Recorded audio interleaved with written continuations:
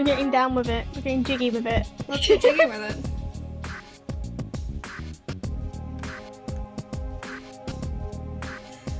Anyway, sad news. Espurr cannot be with us today.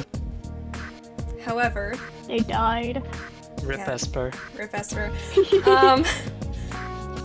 Next Tuesday, they will be back from their excursion to, well, not really excursion, more vacation, to, I believe, Chicago for Reconnect? I don't remember. Anyway. The legendary land of Chicago. The legendary land of Chicago. Anyway, will the two other people who are here with me introduce themselves? Hello everyone, I'm Vex Magic and I've been dead for 20 years. Wow. Wow. I've been best friends with Ghost. What the fuck? Yeah. Hey, Felix. Sorry to say, but yes, I am indeed a ghost. Nah. No. Hi, I'm Val, and I'm apparently best friends with a ghost. What the fuck? Hi, I'm Moon. I'm going to be filling in for Espurr since she can't be with us today. And on that note, I am in fact going to remove her from the icons here. Oh no, Vex is another corpse Ulala has to witness. No, not more! Here we go. Hidden. Well, I'm just the ghost. The corpse zombie version of me still exists out there somewhere, just not on the stream. I just want to make that clear. Okay. It's somewhere in the mystical land of Sweden. Somewhere. Somewhere in the mystical land of Sweden. Last I checked 20 years ago, the corpse of me was in Sweden, but who knows? It's been 20 years. We don't keep in touch that much anymore. Alright, Dang. that's good for now. This is one of the dumbest bits I've done. Anyway, everybody ready for a visual novel? Hell yeah. Exactly, I Ulala love saw it on those. vacation in Sweden. As an Ace Attorney fan, so am I. Do you guys want to see how many saves I prepared? So that I don't have to show off the dungeons? Because it's just the same thing again? So fucking many. Oh my god. Wow. Alright, let's go.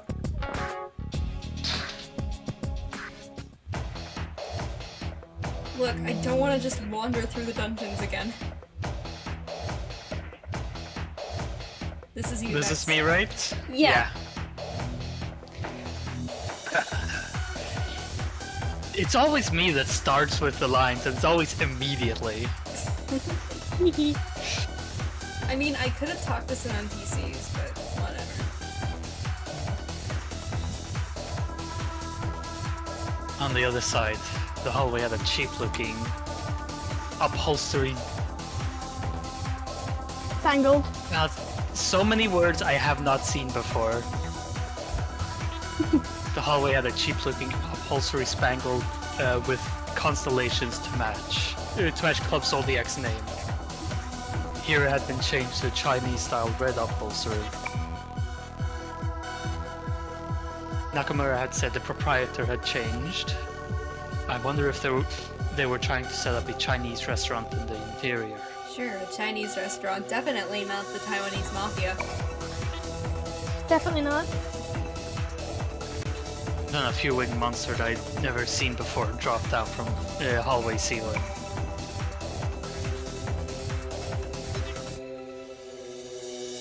They were not altogether hornets, nor crabs, nor ants, nor vampire bats, but creatures unpleasantly, horrifically eerie. You can just use your normal voice for this, honestly. I could. I just like to. It's not straining on my voice. It's just reading that I'm bad at.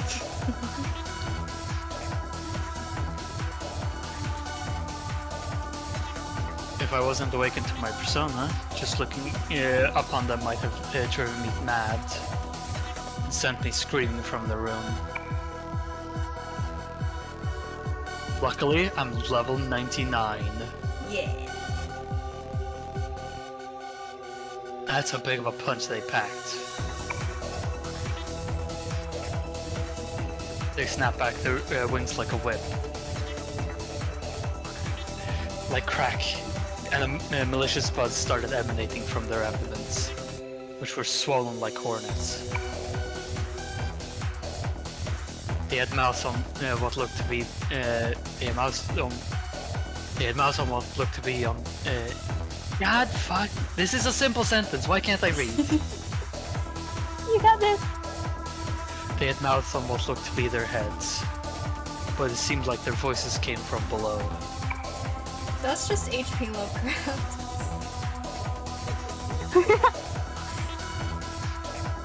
I couldn't quite pronounce it correctly myself, but I heard a noise like Biyaki or Bayake and Lala Hatsur. It's Yes, so gone. yeah.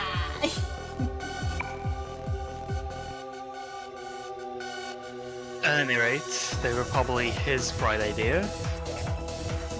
This meant they would be demons past this point. No, there aren't. I turned off encounters. yeah. You're telling me to do a warm-up, huh?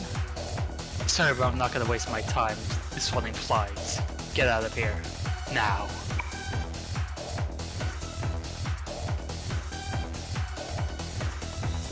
When I grumbled that to him, who was watching from somewhere,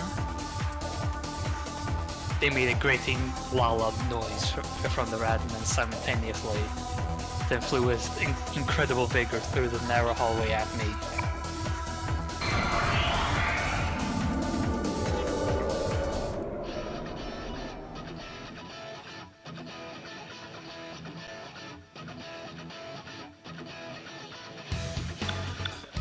Get what these are weak to. I'm just gonna punch it then.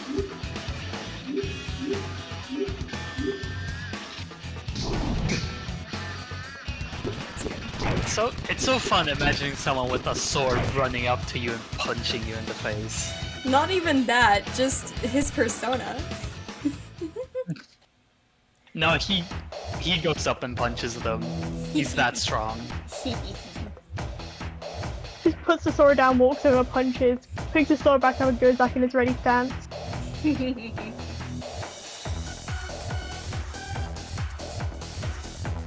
When they died, the monsters foamed violently like dry ice, and then vanished, leaving behind a nose-twitching stench. I couldn't afford to drag my feet here. I needed the other key that Nakamura forgot in the staff room in order to enter the VIP floor further in. It'd be easy to bust down a single door, but there was a policewoman inside.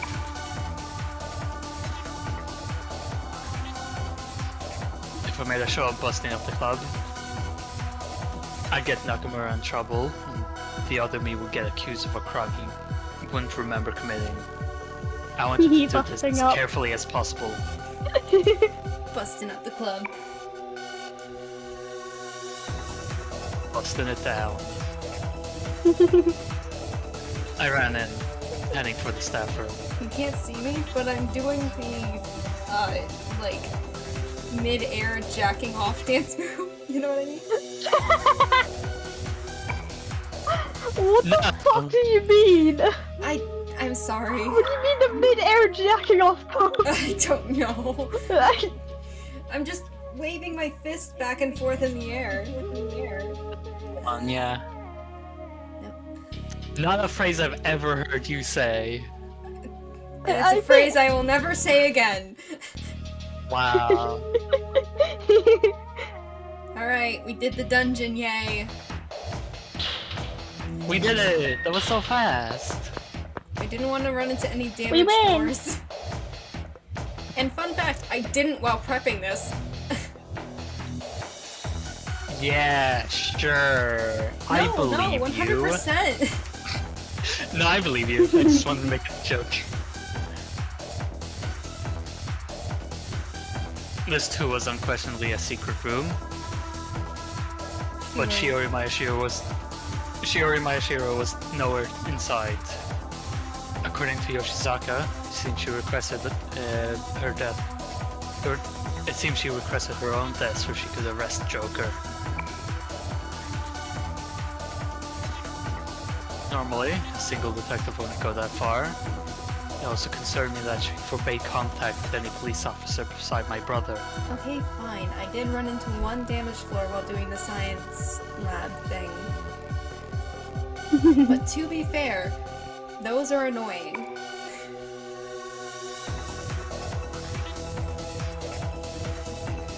There must have been something else going on. Could have been that there's some connection between the police and Joker. Technique number 47. More like technique number 69. Nice. I spotted a key on top of the table, but when I tried to approach, the corners of the room twisted mushily with a nauseating stench. And from the twisted space, several filthy tentacles stretched out.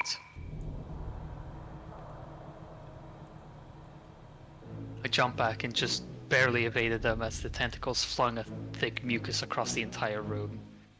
Smoke rose violently from the walls. This thing's lips were melting them. God damn. Something was trying to rip through dimensions using the tentacles stretched to the walls as the foothold forced its way into the side.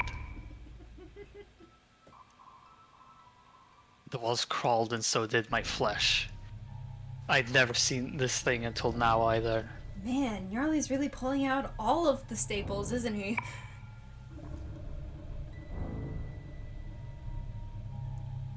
It seemed the demons on this side were more grotesque and in worse taste than the ones I'd seen on the other side. Tentacle monster, we are team related. What the fuck? God damn. Oh. You can't say that. It's a Oh, different right. vowel.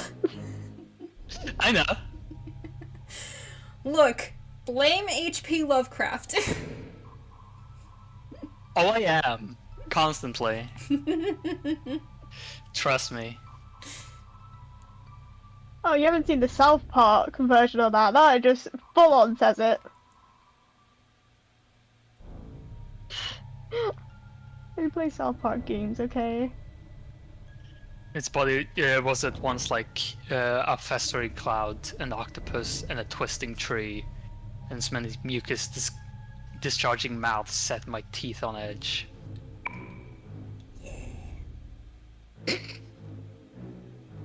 Its black feet were split like goat hooves. If a normal person had seen this monster, they'd probably have gone insane. What feet? There are no feet in this sprite. What the heck?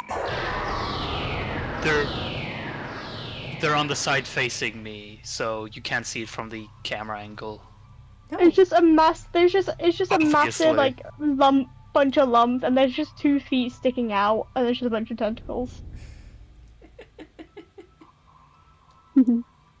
It just has 2 feet attached to it, no legs, just the feet attached to the body. Yeah. Like the ankles are just sticking to the head, and it's just the bottom of the feet. I don't know. Exactly. When you awaken your persona ability to the other you who possesses power like gods and demons, you become able to summon a persona. Hell yeah, Phoenix knows what I mean with the fractured butthole.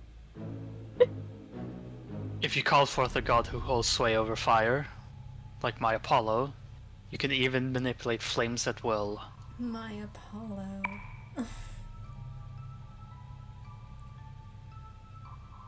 In the depths of human hearts, shared with all people, there is a demon where mythological archetypes dwell, and they grant an influence over an individual's personality development.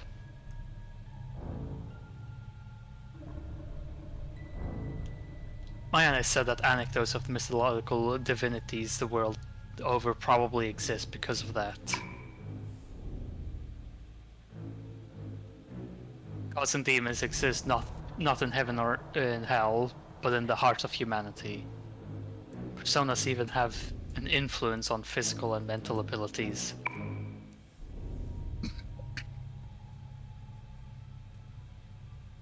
My ability to wield a sword like a master and my resistance to terror are both thanks to my persona. Gods and demons are not the only archetypes sleeping in the human heart. If the collective unconsciousness is where all human psyches are born and return to, that means I too exist somewhere in the world of the subconscious as a master of arms. Same thing. But neither you nor I belong on this side. Go home. If I didn't sell things fast, I'd suffocate on this thing's stench and the reek of the burning balls. I might have been a persona user, but I couldn't breathe. But if I couldn't breathe, I'd die. Yeah! No feet. Guess what this thing is weak to? No feet? Physical. Oh, Dang. Wow.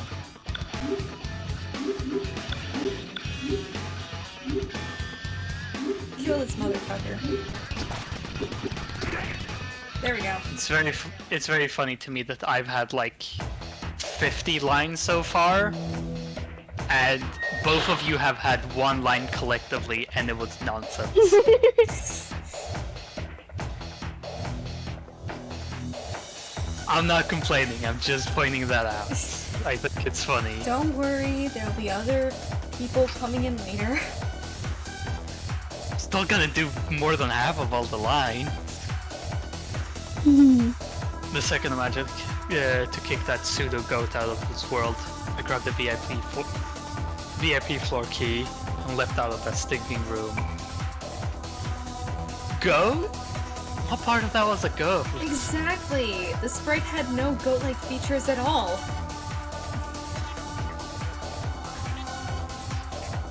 When Nakamura saw the state inside, he'd scream. I tried my best to be careful though.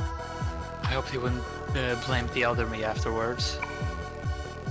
He saw Apollo literally burn up a thing, so I don't know, man. Let's just go to the next. I believe it's here. Tatsuya's a city boy, he's never seen a goat. Oh look, we're here. That's probably what a goat looks like. Probably. Exactly. Probably. Probably. Yay, I get to talk now. This dream again? I was so sick of it. It was all because lately I'd been doing research on number 501 right after getting off work. I hadn't slept well at all. When I leaned my back on the wall next to the VIP floor entrance, I started lucid dreaming while upright. The golden butterfly danced in a round room that was encircled by pillars. Its flight pattern was even frailer than usual, but I knew what was about to happen. I mean, the butterfly was just going to turn into a masked person and ask me my name, like always. My kid brother had bugged me into playing this weird game, and ever since, I've had this dream over and over again. Sure enough, the butterfly vanished and the masked person took its place. There is something unusual, though. Their androgynous voice was harder to hear, and their body had gone dim and see-through. Now that I thought about it, the space between the pillars was redder and hazier than usual, too. It doesn't matter how many times you ask, I won't tell you. She's refusing to be a persona user. Besides, nobody ever believed me when I told the truth anyway. I had seen him, the man who dismembered my little brother. What I wanted to know was the butterfly person's name. You want to know mine? Tell me yours first. Now that I was an adult, it was different. What I wanted to know was whether the rumor was true or not. The rumor that Joker is Tatsuya Scenario. The monstrous serial killer from 10 years ago who was never caught. Becoming a policewoman let me figure out that the culprit was Tatsuya Scenario, son of Tatsuya Scenario, the incumbent Minister of Foreign Affairs. I had no proof, though. In which case, I just have to prove... She heard about the nonsense in P1 and wants nothing to do with percent, that's true. In which case, I just have to prove that the culprit from back then and Joker were one and the same. Just as the rumors said, and then figure out where he was. It had taken me 10 years to get to this point. My dream and my memories had gotten all mixed up. Just then, I heard the door unlock and the knob turn. I drew my P230 JP from my backside holster, pulled back the hammer, and disengaged the manual safety. The trigger would be lighter this way than if I just released the safety and shot using double action. Ever since the Investigation Bureau for number 501 was formed, the order for all officers to be armed had been officially given to the Juvenile Division, a cooperating jurisdiction. The entrance opened quietly and a tall shadow entered the dim dance floor, backdropped by lighting. He carried a cylindrical weapon turned over in his hand. It looked like a sword, which matched the weapon wounds of number 501's victims according to the forensic investigations. "This is the police! Throw down your weapon!" My voice sounded hoarse as I yelled that, aiming at the shadow's head from the side. I could have used a hot green tea. This is Tatsuya Scenario. Yeah. Shiori Mayashiro, right? I have my gun aimed at your head. Throw down your weapon. I have a gun. I have a gun! I'm going to shoot you! This isn't my body, I don't give a fuck. Do what you want, bitch, I don't care. All the funky tunes today. The shadow barely moved, as if he were a statue, but, and I didn't know if he was prepared for this, he immediately released his lethal weapon. I kicked it away from where it fell on the floor, then shouted at him again with my gun still trained on him. "You're under arrest for being in violation of the Swords and Firearms Control Law. Hands behind your head and drop to your knees." He placed his hands on the back of his head and obediently dropped to his knees. I couldn't let my guard down though. What? I don't know. My mind's dirty, okay? Leave me alone. Okay. His victims weren't just cut down. There were some where it seemed like they were eaten alive. Who knew what kind of deadly weapon he had hidden on him? If he showed even the slightest sign of resisting, I intended to gun him down without hesitation. Japanese police officers can't do shooting practice beyond 36 bullets worth a year, so it's difficult for us to hit a moving target. Not to mention, there was no way you could stop homicidal maniacs and junkies with a single .32 caliber bullet. Overseas, there's a controversy over whether even a 9mm caliber bullet would have enough force. Of course, there's probably a problem with using excessive force. The truth is, though, I wanted number 501 dead. He was clearly the culprit. Even if I secured him, he'd receive a non-indictment due to being of unsound mind, get institutionalized, and, if I was unlucky, be back on the streets before a few months had passed. He'd leave, free as a bird, without anyone asking what his crime was. In this country, there's no judicial institution in place to handle mentally impaired people who have committed atrocious crimes. Involuntary institutionalization ultimately only targets the mental disability. They can't handle them as criminals. Consequently, once it's been judged that there's no fear of them harming themselves or others, they must be discharged immediately, even if the very doctor who examined them felt there was risk of recidivism. There have been several movements trying to introduce measures preserving law and order with stronger binding force. However, they've been stymied many times over because of strong protests from the opposing faction that touts protection of human rights. So then, what about the human rights of the victims? The rights of the victims who one day had their uneventful but happy lives stripped from them all of a sudden, and of those left behind. The perpetrator wasn't in a normal state of mind. They're incapable of taking responsibility. Are you telling me to fucking accept that? My loved one's life and future were unreasonably stolen, and the man responsible gets protected in the name of human rights. This is the status quo for this country's administration of justice.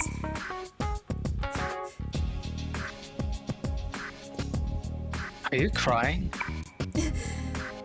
It's natural for someone to tear up when they're tense. He could see the corners of my eyes in this dim light. Whatever, it wasn't his damn business. Also, that's a wooden sword? The shadow jutted his chin at the weapon on the floor. I glanced at it without turning my head and confirmed it was true. The hallway light streaming in from the door illuminated a wooden sword. I couldn't charge him with a violation of the Swords and Firearms Control Law.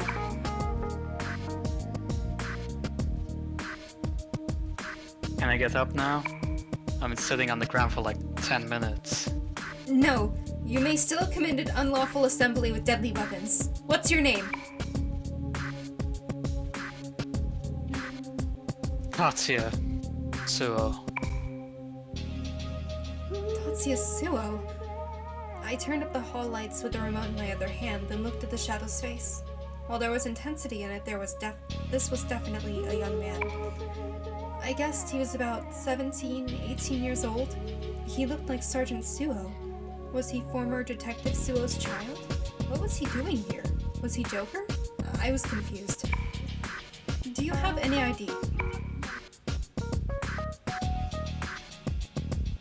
I think there's a driver's license in my wallet. I ride a motorbike to school, and I doubt it's unregistered. He talked about himself like he was someone else. What a weird kid. Where's your wallet?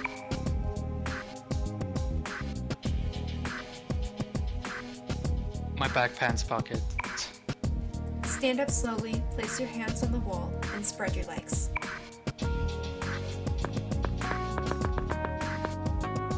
Once he obeyed my directions, I completed a quick pat-down. He didn't possess any other weapons. Inside his wallet, there was a normal motorbike license, the so-called mid license.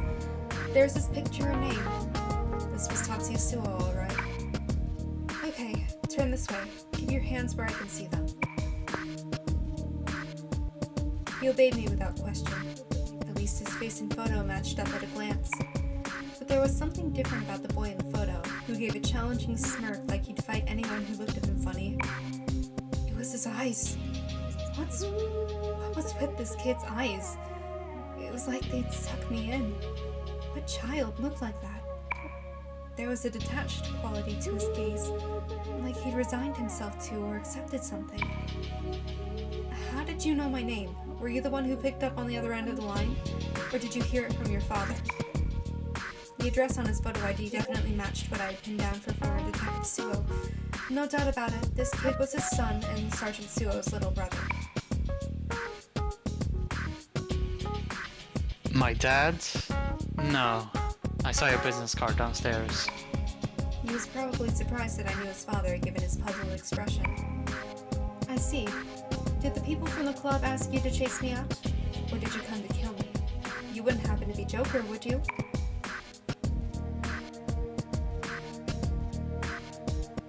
No, the club's got nothing to do with it. I came to warn you because Yoshisaka asked me to. If you stay here, Joker really will kill you. Do you mean the advance notice? If you know about that, then hurry up and go home.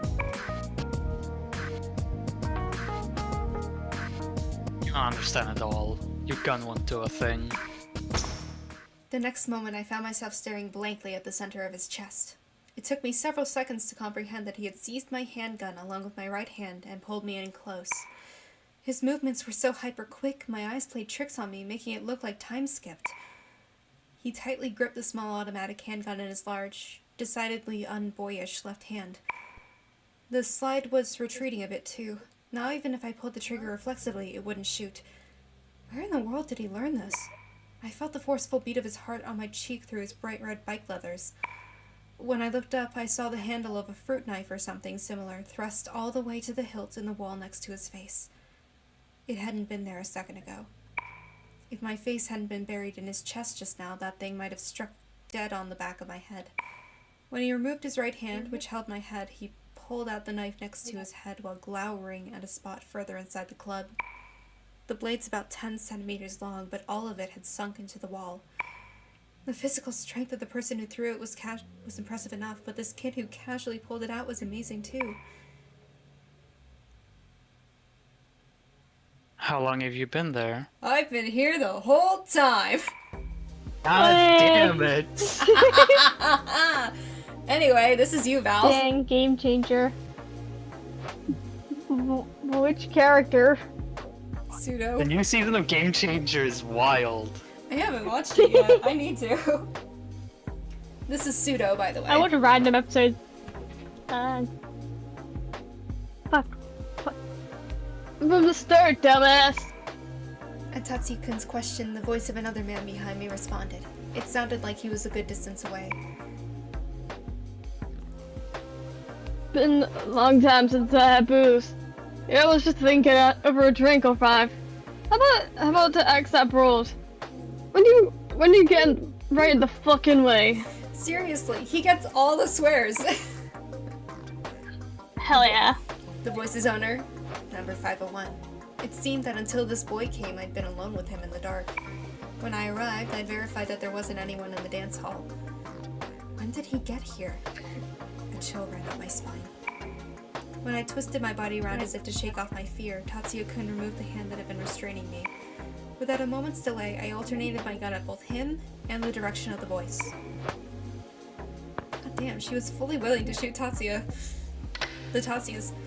Neither of you move! Throw down your weapons! Tatsuya-kun didn't so much as glance at me. I too kept my aim and my eyes fixed on the man further in. 10 years had gone by, but he looked exactly the same. This was, without a doubt, the man. The boy who'd stood next to Takiya's cruelly mangled corpse. His unforgettable, crazed smile. I knew he was 501. Tatsuya Pseudo. I finally found you. Hey, bitch.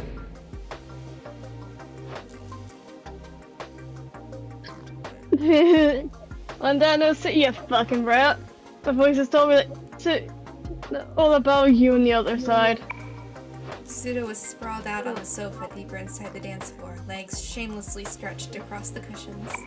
He was gulping down an entire bottle of dry gin dangling from one hand. He'd probably pinched it from the bar counter next to him. He had a 5 o'clock shadow and unkempt hair grown out like a mane, and he was wearing nothing but a coat on his shoulders on top of a patient gown from some hospital somewhere. What a freakish outfit. He was carrying a cylindrical weapon in his left hand. It was unsheathed Japanese steel.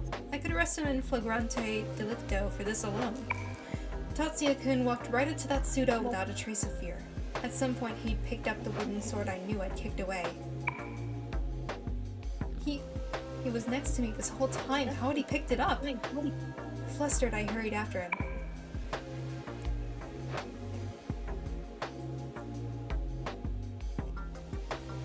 So you're Joker on this side, Tatsuya Pseudo. Seems like something he'd do. These two clearly knew each other, but Pseudo said this was the first time. What did they mean by the other side? Who did they mean by he? Was it supposed to be Tatsuya Pseudo, the subject of all those unsavory rumors? No, it's an eldritch abomination.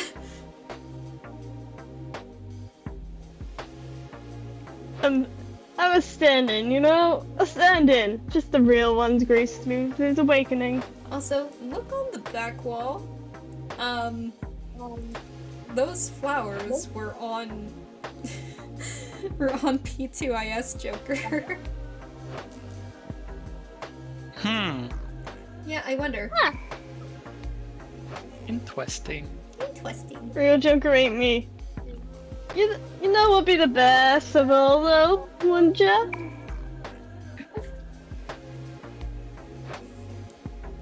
Yeah, Jun isn't a filthy murderer like you. He just wanted to make everyone's dreams come true.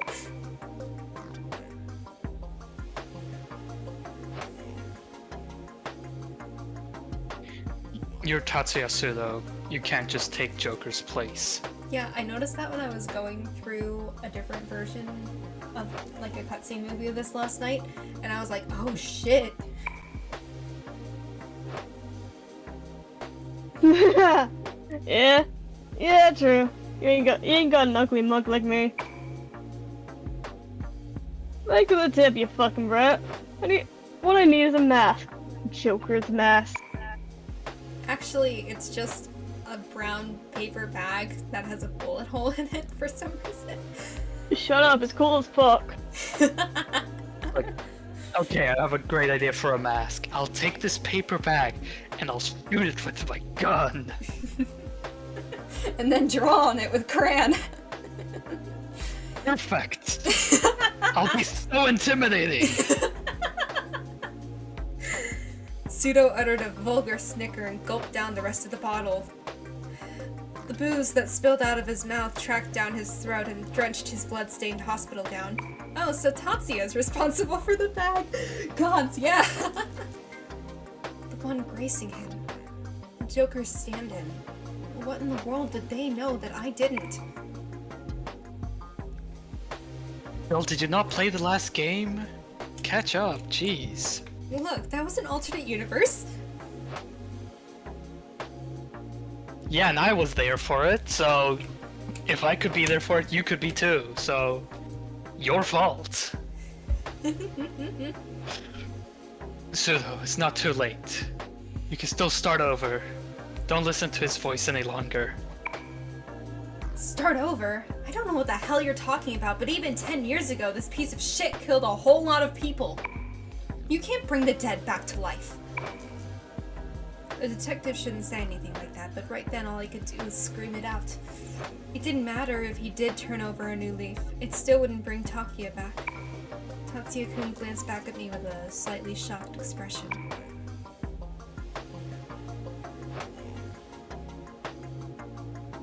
You know that thermodynamics first law thing? It's all heat and energy. There's only so much of it to go around, and you can't change what you got. Get it? There's a fixed volume A energy in this universe. It's all got a different form. That's how it is. This fate shit's got just the same. You got one guy who just gets to be all happy, and other guys be unhappy to make up for it. Well, like me for real, for real. Not how that works. Wow. Like the meals you eat, right? You throw away what you can't polish off, right? In return, some asshole starves to death somewhere else in the world. There's people starving in Africa, Tatsuya. I never understood why parents do that. Like, they're like, okay, give me an envelope, I'll send it over to them, I guess. Yeah. And then they act shocked when you say that. Like, what? What do you expect? If I'm not hungry, I'm not hungry. I get it now. The voices are amazing. Voices. The kid's brother was your stand-in. $5 says we'll have a mitochondria at the powerhouse of the cell quote. My stand-in?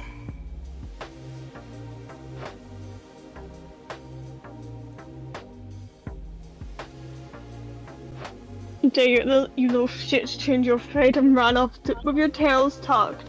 You got axed by me in your stead. You get it, right? Tatsuya-kun watched my face with widened eyes while listening to his story. I couldn't take my eyes off of him either. Takuya was this boy's replacement?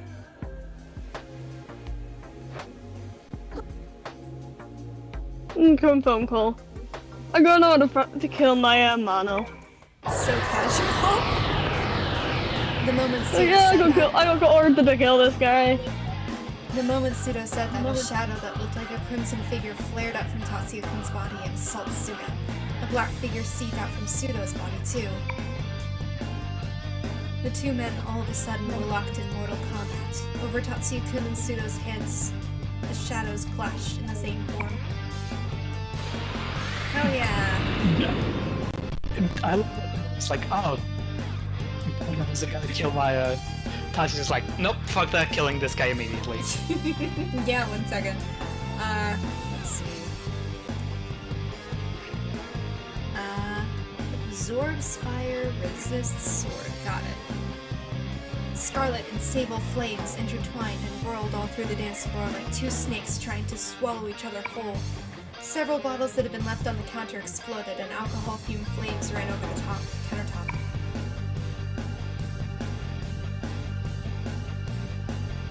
This Joker, the persona your sin seared. How'd you like it? Looks just like you.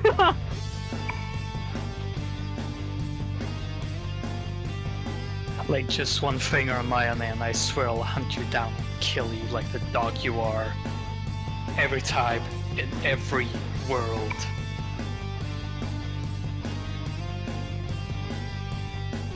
Whose fault is that? Is it that bitch is dead, huh? Whose fault is the other side got blown to hell? Shut up! Fuck you, dude. You killed them all. I almost feel sorry for him. Take a good hard look at my persona's fucking happy fucking face. Loser! Murderer! Imagine saying it to a fucking going up to a murderer's face and go, you loser! No. Oh yeah, get mad at her. Let the voices take you. Voices, brat. Voices. Voices.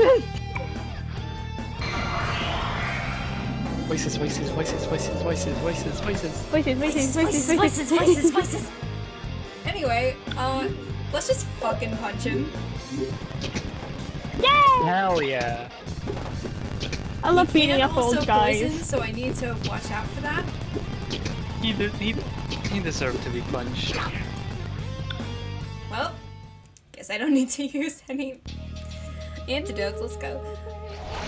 Kill him. I love beating up old white guys. My favorite hobby. He's like 20 something. Yeah, old white guys. The charred dance floor was choked with smoke. Tatsuya-kun stood in its center with slumped shoulders and let the water gushing from the sprinklers strike him.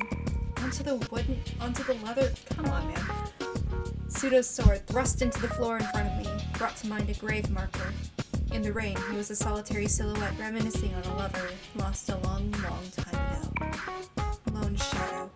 He struck a desolate figure like something torn from a movie by that kind of title. Roll credits! Maybe the fury I'd caught a glimpse of a moment ago had been a dream. The flames had already been extinguished, but no fire alarm had gone off. Tatsuya is a heavy puncher. He punched Philemon's mask right off. Good for him. Had one not been installed, or was it turned off? Either way, that was a violation of the Fire Services Act. Pseudo had escaped. Just before Tatsuya-kun's wooden sword could split his face in two, he had vanished, as if sucked into a round patch of darkness that had opened up in midair. For a long time after that, Tatsuya-kun stood stock still. I just watched him. We were both soaked from head to toe. At last, head still bowed, he pulled out the sword Pseudo left behind and murmured, subdued. What was your brother's name? Takia. If he had lived, he would be about your age.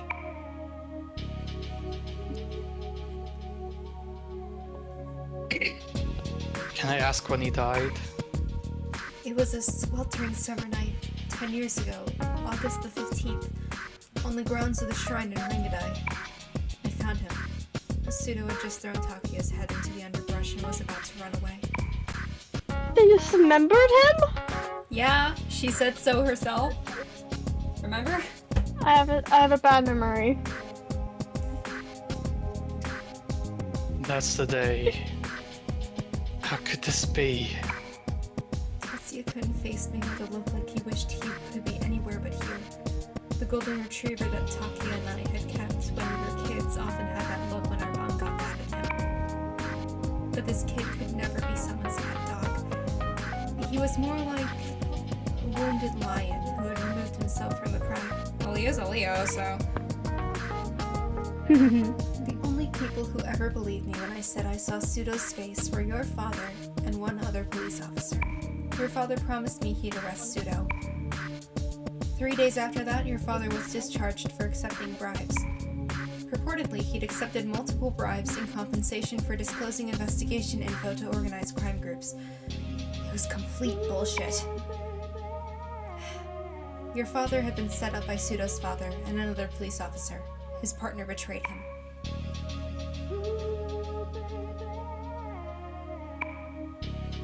Damn it, there was no stopping it now. This wasn't my story to share, but it wasn't fair to get him to tell me everything he knew if I didn't spill my guts too.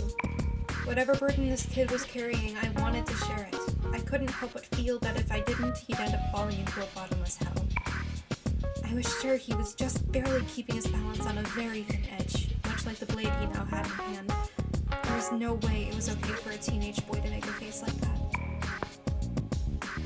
But you know, it was only just recently that I learned that myself. I always held a grudge against your dad. That's why I became a cop. I thought the police weren't trustworthy. I'm sorry. Your father was a fine police officer. He took responsibility for a crime he didn't commit to protect you, your brother, me, and his backstabbing friend from Pseudo. He must have killed him inside. Oh. I might have just made things worse. I didn't have the silver key to open the door he had shut tight. I wagered the only one who did was Maya Amano, but whether with a wire or whatever, I wanted to meddle anyway and pick that lock open. I'm so sorry. What Suda said was true.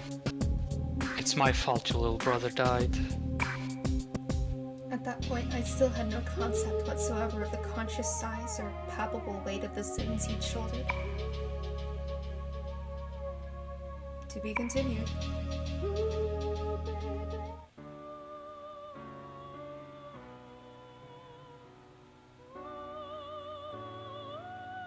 Hi, Igor. Hi, Igor.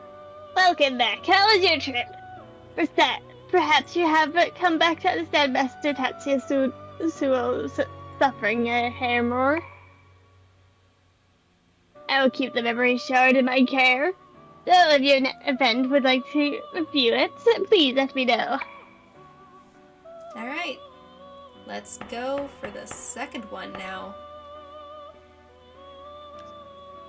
How many other? There's 3, but I only have 2 right now because we haven't unlocked the third one yet.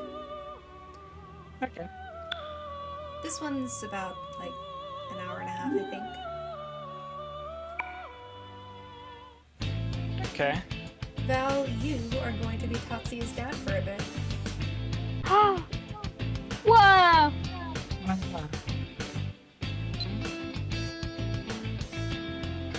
He has the same sideburns as Tatsuya!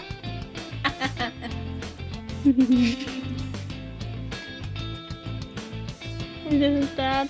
Mm-hmm. Definitely Tatsuya's voice. Unbelievable. How can this be? Former Detective Suo removed the earphone, shook his head, and looked up at me. After a moment, he half rose from the bench and handed the voice recorder back to me. There was no change in his dumbfounded expression, of course. If I hadn't seen Tatsuya-kun and Pseudo's personas myself, I doubt I'd have believed it either. The voice recorder played back what Tatsuya-kun told me about the events on the other side and his guesses about what's going to happen here on this side. He finally told me after I promised to keep it a secret, but I secretly recorded it. Sorry, Tatsuya-kun. Adults will lie without batting an eye. It's sort of really impossible for rumors to come true. I removed the charm that I'd inserted into my police notebook. This is the student emblem that Tatsuya-kun left me. Supposedly, so long as you have the Seven Sisters emblem on you, you'll be safe, even if Joker targets you. It's been a hot topic among the kids lately, and in truth, Pseudo hasn't appeared before me ever since. So I said, but he probably couldn't believe me, adults needed adult logic. If you'd like to verify it for yourself, try going to a bar called Parabellum. It's near this park. Just as the rumors say, they have things like this for sale. I I opened the front of my jacket and drew the G33 from the shoulder holster hanging under my left side. I removed the magazine to be on the safe side and handed him the gun in pieces. It might be an ultra-compact handgun that you could tuck into the palm of your hand, but it used 357 SIG bullets.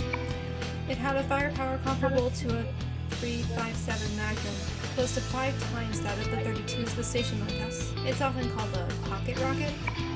Naturally, these don't get supplied to Japanese police officers. The guns we're lent for work have to be returned each day to the service office, so I purchased this weapon for my own personal protection. If you abide by the rules against criminals who use personas or demons or whatever, you won't be able to defend yourself.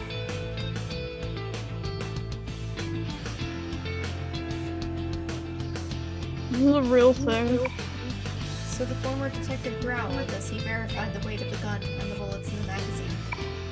Some said rounds are the so-called full metal jackets, which are the full penetration ammo allowed for use in P230 JPs and unnamed. These were jacketed hollow points, which exposed the lead on the tip and had a pit in the center. They were warheads meant to stop a person stone dead.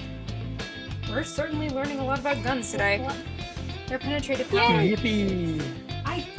I seriously don't know why they went into such detail with this. Maybe she's just a weapons aficionado? Maybe someone on the writing team has autism, who knows? Yeah, most likely. Their penetrative power fell short compared to FMGs, but when it came to dealing damage to soft targets like human bodies, they were far superior. This is because the lead mushroomed at the moment of impact. It effectively delivered a shock and caused massive blood loss. As a result, their use was prohibited in international warfare per the Hague Convention.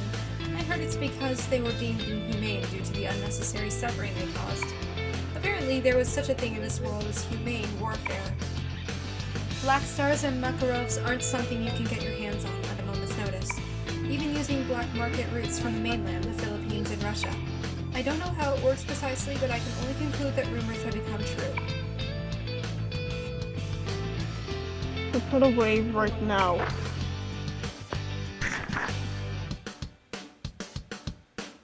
Shiori became a police officer to have a gun. Unfortunately, she became a Japanese police officer. Good for her. Persona 4. Suo-san handed back the gun and magazine, then rested his chin on his hands, which were propped on top of his thighs, and uttered another groan. Next to him, the wrappers for the anpan we'd lined up and eaten together earlier swayed in the autumn breeze from under the cardboard notepad. He'd squeezed in time for me during his lunch break, so we wound up eating here as we talked.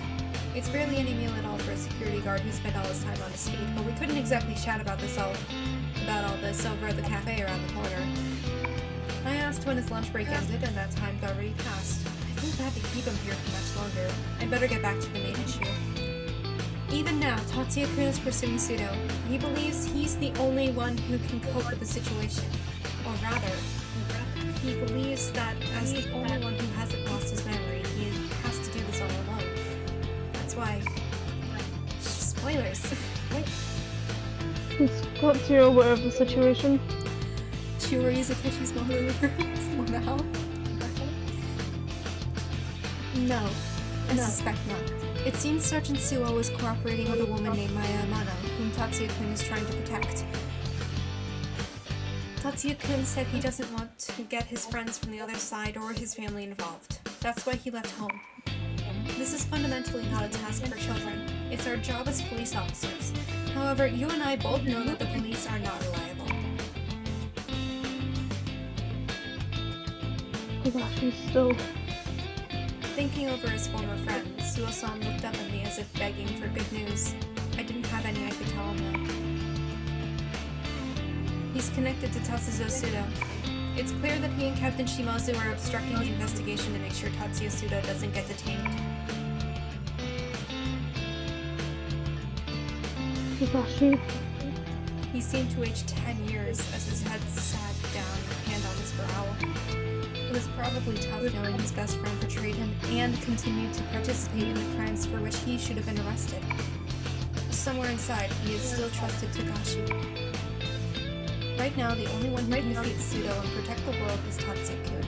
I realize I'm asking too much, but he can't shoulder the burden all alone. I'll support him to the extent that I'm capable. Tatsuya-kun needs the help of adults who know what's really happening. We first met at Zodiac during its remodeling. After hearing about the inevitability of Takuya's death and the secrets of the world, I forced Tatsuya-kun to make a deal with me. I'd provide him with a place to stay and information on the pseudo investigation. In return, he'd make sure Pseudo dies and stays dead. Most likely, no matter how things go, Tatsuya-kun will eventually have to settle things with Pseudo regardless. Legally speaking, there might be room to assert that it was legitimate self-defense. However, that doesn't change the fact that he's hurting and killing someone. No matter how evil that someone may be, the fact that he's ending their life will leave an indelible scar on Tatsuya-kun's heart. But it's not all his fault. I'm the one who requested Pseudo's death. I don't care if it's just a consolation. It might be enough to allow him to forgive himself. Okay, wait, I just thought of a weird loophole. I don't know if it would work though. What if you played the Joker game and then asked Joker to kill himself? Huh. I don't know if that would work, considering the target is the one doing the assassinating, but at the same time, it's certainly an interesting idea. I think it would work. I don't know why anyone hasn't tried that yet. In that case. I think Because it's no like, one really knew who Joker was. I mean, partially that, but also like, if people think he is alive, then he is alive. Oh, right, yeah.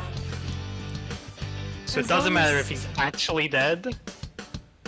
Does the target just- have to be a person, maybe? Yeah, Joker at this point is more of an idea than a person. Yeah. Huh. Could you possibly let Tatsuya-kun do as he wills? I'm just a security guard, ma'am. I have no jurisdiction. This whole Suo-san- room is becoming true thing is so interesting to think about. Yeah. Suo-san stood up then, the shade of anguish fading from his eyes. It seemed he'd made the decision to watch over his son, who was trying to oppose a cruel fate.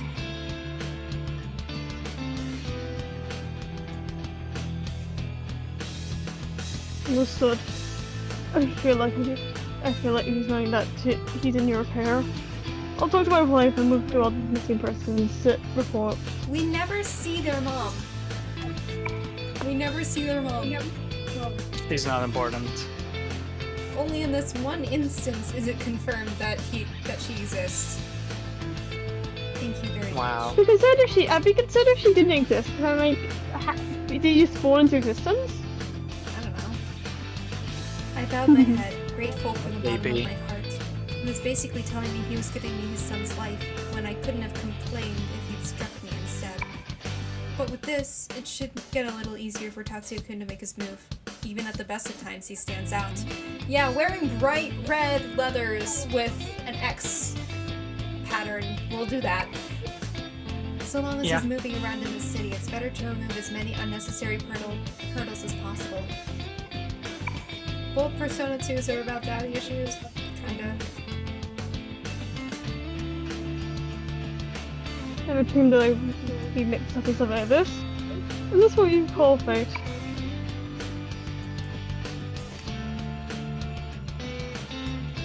I mean, I do this for their sake, but ultimately I end up punishing my own failure onto my son. Wow, he's actually taking responsibility? Wow. Insane. Oh, Good father? Crazy. Wow. truly sorry for you too. She ignore your son.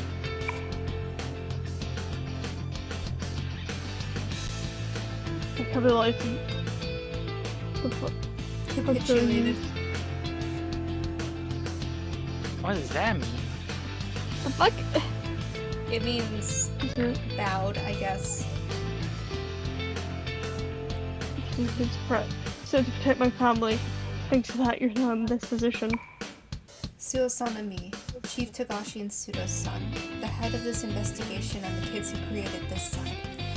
And finally, the woman who holds the fate of the world, Maya Amano. Tatsuya's core connections spread out from him like a mandala, but a warped one, fashioned by a malicious artisan to mock its subject and viewers. While the individuals look unrelated at a glance, they draw a similar relationship chart through someone else. For us, whose names join the list without any of us the wiser, 10 years' time hasn't given us any resolution at all. All the loss and despair we struggled to endure, all the sorrow and rage that piled upon us was nothing more than the overture. That said, we've had plenty of time to make sure we recover even so. Don't underestimate us humans. I'm sure I'd have done the same had I been in your shoes. Besides which, I'm glad now that I became a policewoman. I got to meet Tatsuya-kun, and I can extend a hand to kids who've committed crimes without forcing them into the twisted society adults created. It might be impossible for now, but one day I want to make our society one where kids like Tatsuya-kun can live with a smile. That's the task of us adults. Kids mustn't be forced into a world where they have to sacrifice something in order to enter it. I heard the Aerospace Museum blimp is flying. Let's go check it out. Whoa, the rumor of flights was true. Let's go, let's go. Overhearing the voices of children... Maya, what are you doing in that blimp? Overhearing the voices of children running nearby, Suo-san and I shared a glance and looked up at the sky. I couldn't see it from here, but perhaps it was true that the blimp was flying. Come to think of it, I heard fire truck sirens wailing just a bit ago. I don't know why, but I got the feeling that Tatsuya-kun's almost certainly on that blimp. Yeah. Come on. See it through to the end, Tatsuya-kun, so you don't regret a thing.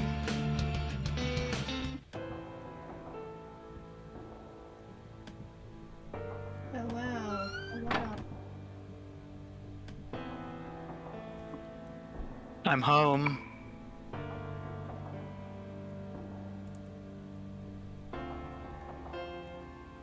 Is this me? Yeah. Okay. I knew there wouldn't be a response. At this hour, Shiori-san would still be at work.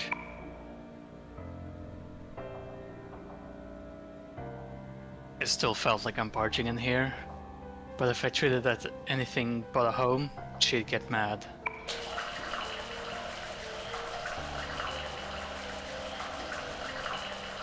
I hopped into the bathroom and took a shower with my motorcycle leather still on. It was already soaked with loads of salt water. It's quicker to wash off the salt this way. Tatsuya Sudo is dead, but I don't think this is the end. Nails hadn't given up. It seemed like all of them, my brother, Urala-san, and that other guy, were chasing me and Sudo down. He doesn't care about Baofu at all. The other guy, I don't know. The guy with probably a lot of restraining orders against him. When I saved Yoshizaka at the 7th clock tower, I gave Mayane an emblem and advised her to spread the rumors. So I figured it'd be safe for me to leave her alone for now. I was naive. The more I pulled away, the more she'd approach me with that steady smile, until before I knew it, I couldn't get it out of my head.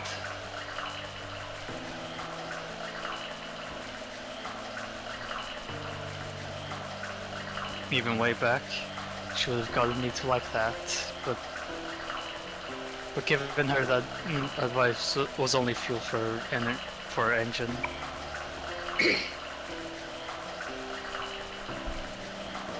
So, I was right to keep an eye out for Jin in the meantime. I knew Sudo, who had already tried to abduct Yoshizaka, would absolutely try and force Jin into the mass role of the Joker. And I had been right. Honestly, I wanted to settle up with Sudo before he captured Jin, but I got thrown off when Mayane appeared.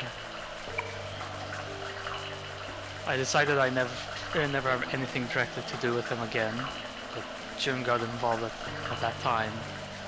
He ended up recognizing my face. Really, at this rate, I need at least five of me to protect everyone. I'm sure he picked his next moves like ages ago. It's obvious it's obvious I still haven't gone even 1 millimeter of the rails he laid down.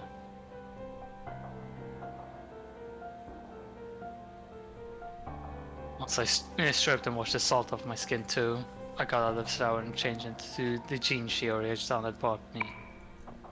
You changed into jeans immediately after a shower, dude. He probably dried off. Probably. I mean, I thought that was implied. I hope it's So, implied. jeans after a shower.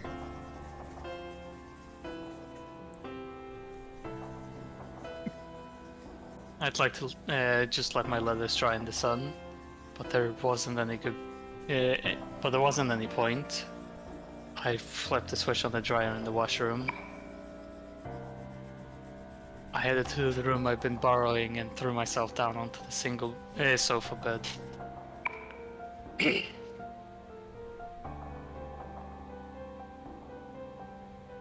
Aside from the sofa bed, there were 10 cardboard boxes of Shiori-san's in the corner that she hadn't unpacked, in a clothing case for me. That was it. I was grateful just to have a place to stay, somewhere close to Mayana in case anything happened. That was more than enough. However, I really should have left without saying a word that night. We met at Zodiac and kept Shiori-san from getting involved with this any further. But Shiori-san told me about her younger brother. I couldn't leave in silence then. Her brother was murdered by Sudo in my place.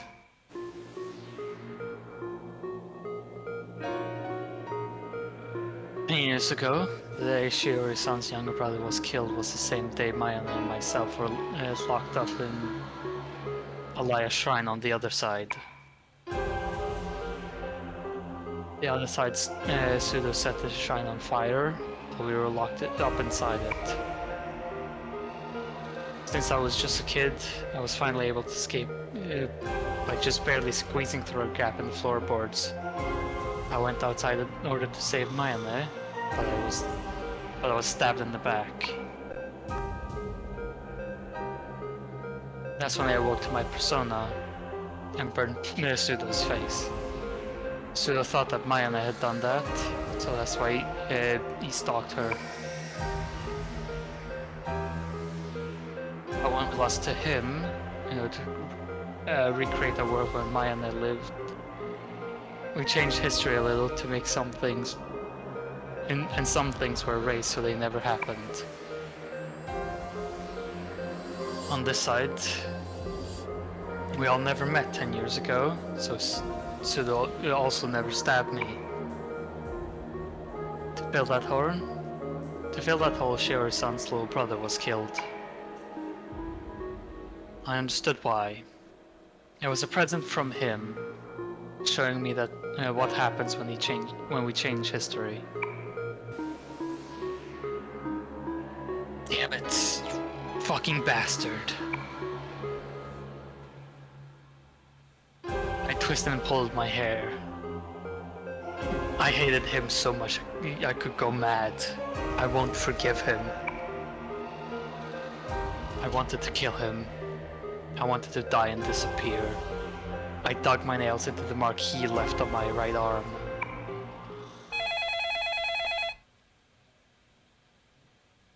Let's positive speaking!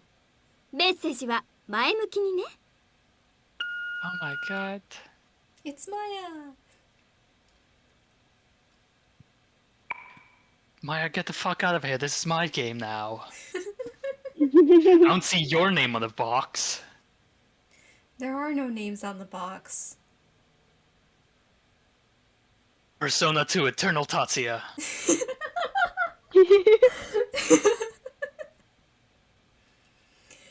Persona 2 Eternal Tatsuya. It's all just Tatsuya. It's all Tatsuya. He's here forever. Tatsuya. Oops, all Tatsuya. It's... Wait, it's all Tatsuya? Always has been.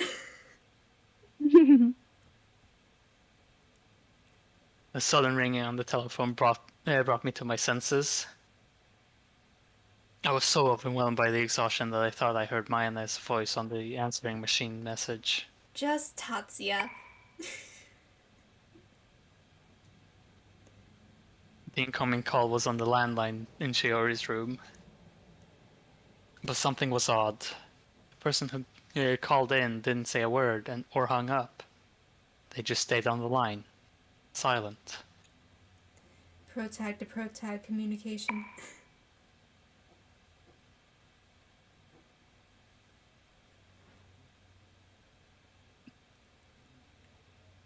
I strained my ears on what I could hear in the next room through the slightly ajar door. It was after maybe a minute that a man's voice suddenly, hesitantly began to whisper. I know who you called. If you're capable of hearing this, contact Sergeant Suo as soon as you can. Contact my brother? I didn't get it. I guess the guy who called Shiori-san was in trouble. Wait, who you called? I had a bad feeling about this. I jumped to my feet and hurried into Shiori-san's room and turned on the TV.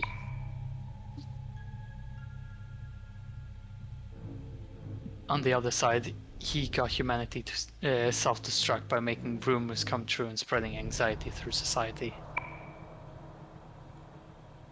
I got a sense that by going out of his way to make me run into Pseudo and spreading the rumors about Joker, he was using the same tricks even on this side. Guess you can't teach an old gnarly new tricks. I mean, hey, if it ain't broke. True.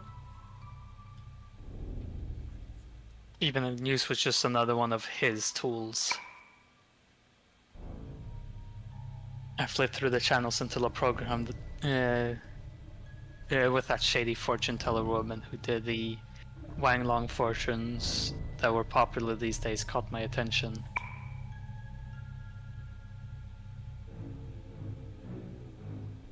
Is this still this? Was this me or? This is. I don't remember. It can be Val though. Okay. Kyria calls forth of Kyrie, and Joker causes sin to increase. The more people sin, the greater Kyria has the power becomes.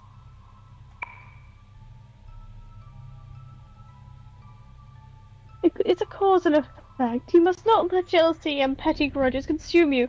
You must not prefer the Joker curse.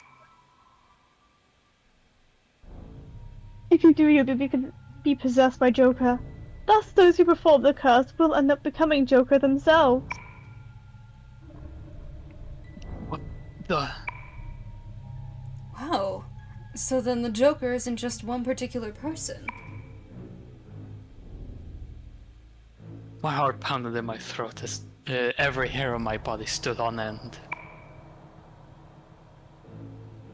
My memories of the other side and what had happened on this side intersected dizzily in my head, and I understood what the answering machine message from a moment ago and Tsudo's last words meant. The man who phoned in knew both that Shiori-san had called Joker and what was said on TV just now.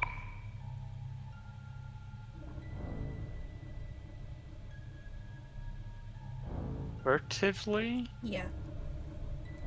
So he furtively warned her that there was a danger that she herself would become Joker. I didn't know who the hell that was, but it was someone who knew what was going on. But he couldn't do anything about it himself. That was why he told her to ask my brother for help.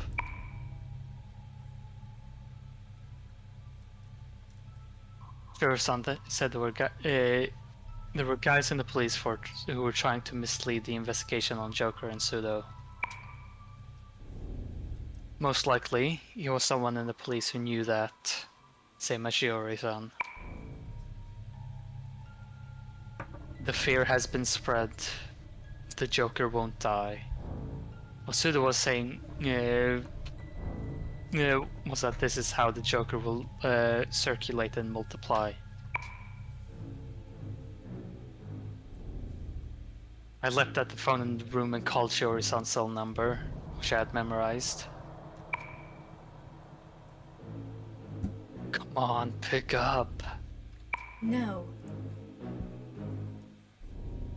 Joker was already drawing society's attention. Hear a program like this and they become a rumor in a flash. It was a matter of time before Joker would appear all over town.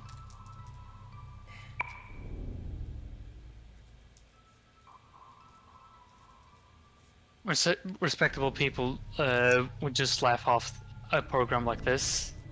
But what happens if what the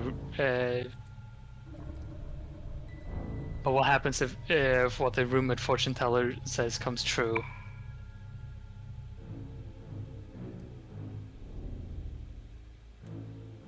What was a joke will become the seed for what if for a ton of people. People who spread it by word of mouth, fear and anxiety will in turn spread like an epidemic, and at last it will become reality. That's how the curse that people unknowingly set off became common knowledge, and the other side fell to ruin, just as he planned. The same thing was starting to happen here, with the person closest to me as a sacrifice. Damn it! No good. She wasn't picking up.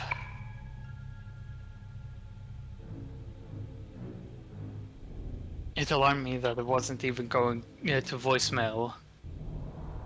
I headed back to my room, picked up the sword I stole from Pseudo at Zodiac, and left Shiori-san's house. I needed to find her before she killed someone.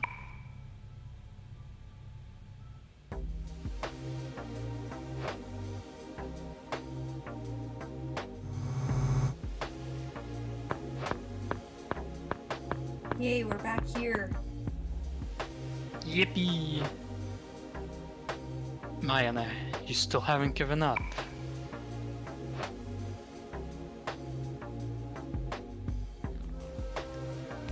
When I jumped the security fence and reached what looked like the security room for the research lab, I found the security guards had already been overcome and the alarms and monitors cut. Well, that's pretty ineffective security. No wonder it was so easy for me to sneak in.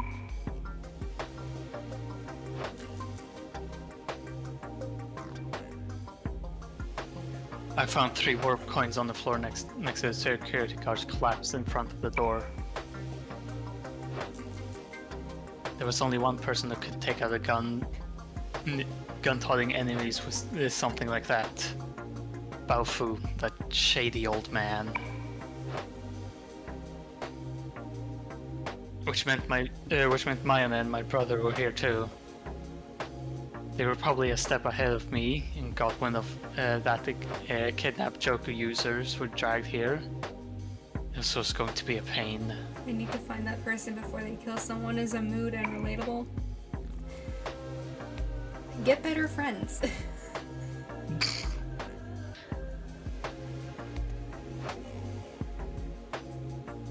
2 full days had passed since I left Shiori-san's place and tracked the rumors to this place. In that time, Shiori-san hadn't returned home or to the police station. There was no mistake, his underlings had kidnapped her.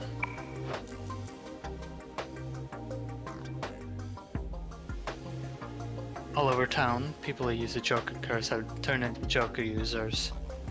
And for some reason, getting kidnapped just as quickly by some unknown party.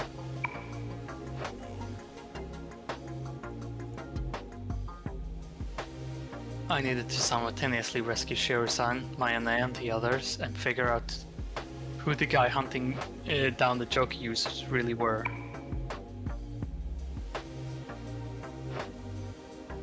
They were the pawns he was using in place of the mass circle.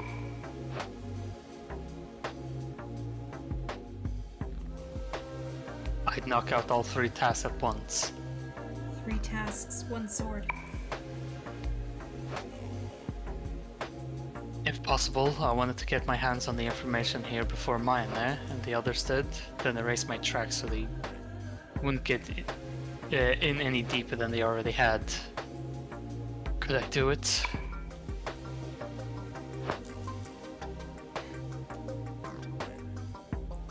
No, I will do it. Anyway. Just gotta clean up those corpses first. Yeah.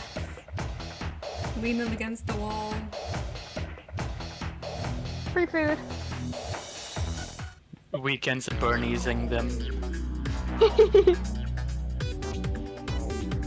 think this is where we're supposed to go next. Can we just wait here for a while? This music is really good. This music is really good. Mm-hmm. I'm gonna double check that this is where I actually need to go.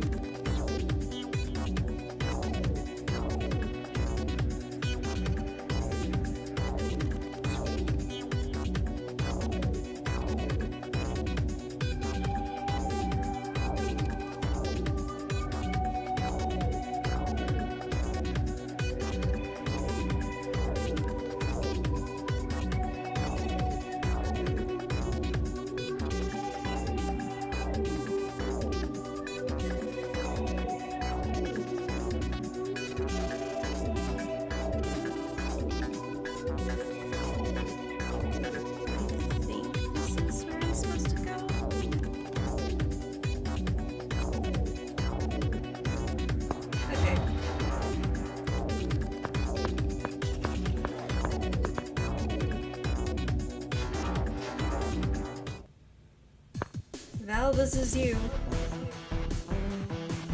Nah.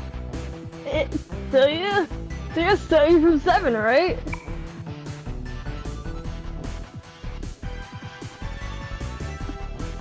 Ichi, what the hell are you doing at a place like this? I got bored, man.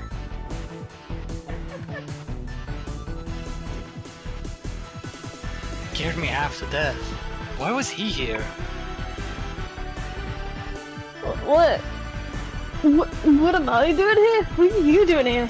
So, comes the Amano-san with the others? So they were here after all. Judging by how you phrase it, it seemed like he bumped into Mayane and the others in the research building. You gotta be kidding me. I was going to have my work cut out for me at this rate. Yeah, where did Amano-san and the others go? You got so used to calling her Miami. Not too sure. They went to investigate somewhere deeper inside this building. Damn, this place is something else. Is it Mayane or Mayane? It's Miami. It's Miami.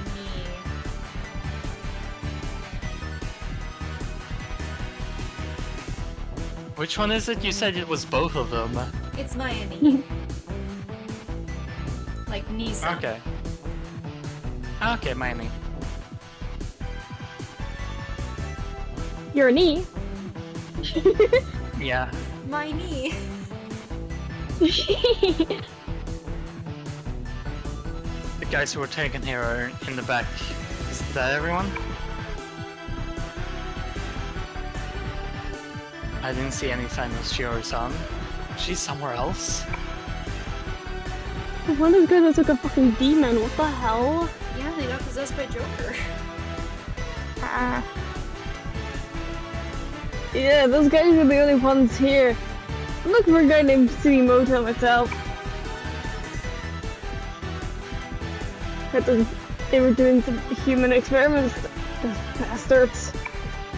I want to do human experiments. They stole my thing. This human called Nanjo's looking after him at the hospital. So I'm gonna take him to the trailer in the parking lot. Hospital? Hospital? Yeah, We need that's to go right. there. Nanjo? Yukino-san's acquaintance? Acquaintance, that's funny. Acquaintance. This place... This place originally belonged to the Nanjo group. If this Nanjo was working with Mayane, then that might mean that not everyone in the company was acting as his pawn. Yeah, he fought against Yarly once before.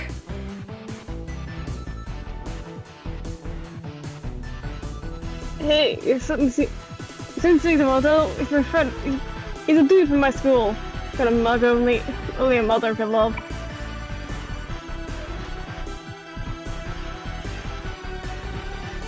Don't know him.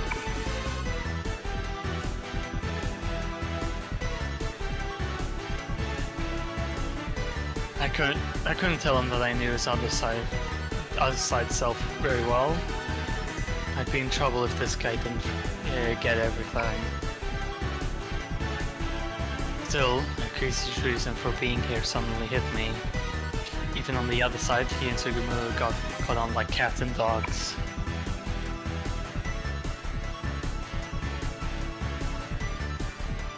So you came here looking for him after you used the Joker curse on you? You're as soft-hearted as ever.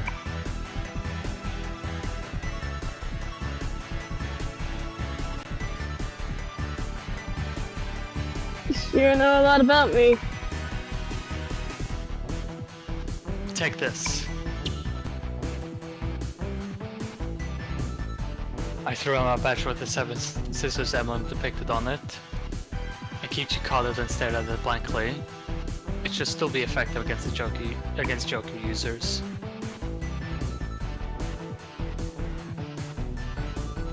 The hell is this? Don't tell me you buy that room material.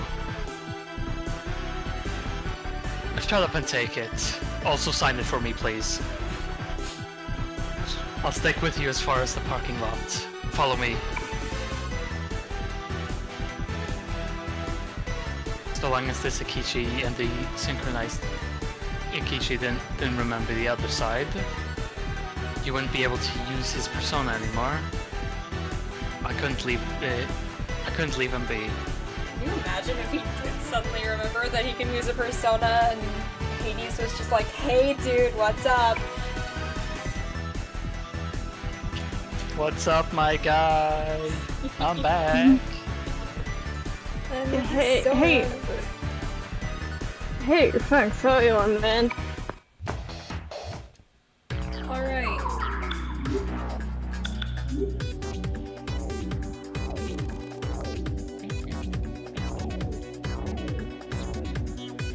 Don't worry, it'll probably be a while before we get to the hospital.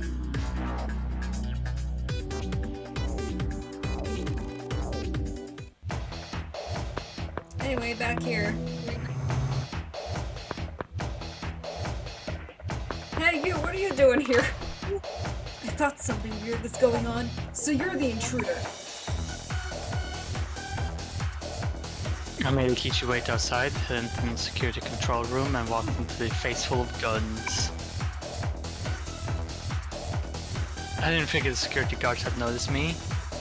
I guess they came from another floor to check things out. Tatsuya has a very high body count. I now realize what that sounds like. In terms of murder.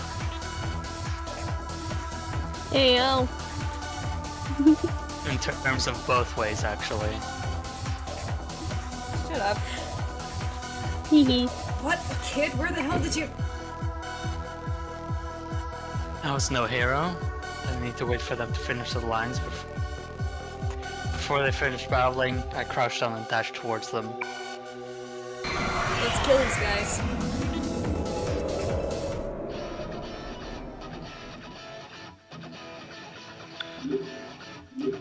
Murdering someone is the last thing I have to worry about. Yeah. Oh, so he doesn't want to... So he doesn't want to accidentally burn down the club, but he's totally fine with murdering somebody. Okay, I see. I see. It's fine. Arson isn't. Is that so complicated? Anyway, let's get the hell out of here.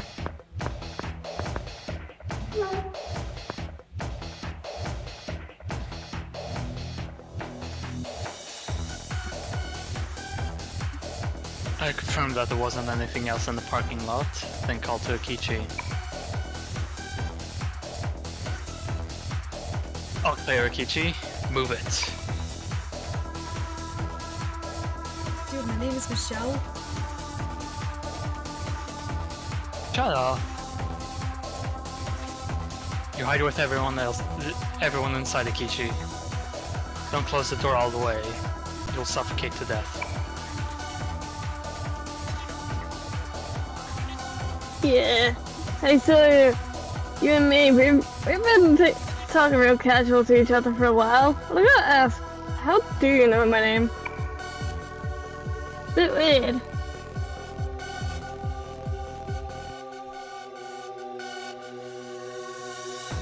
Who doesn't know the underpass of Pass High? What the hell, man? Zubas. What the hell is that? It's kind of familiar, but also kind of pisses me off. I messed up. It looks like you never had a nickname on this side. You can talk to him any further than this. Whatever, just watch over these guys. Amano-san and the others will be back soon.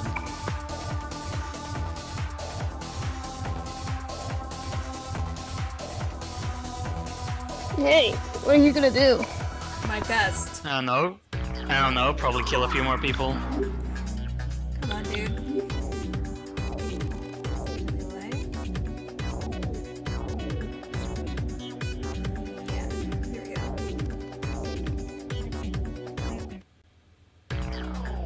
Oh, that was just right in front of there. 1 second.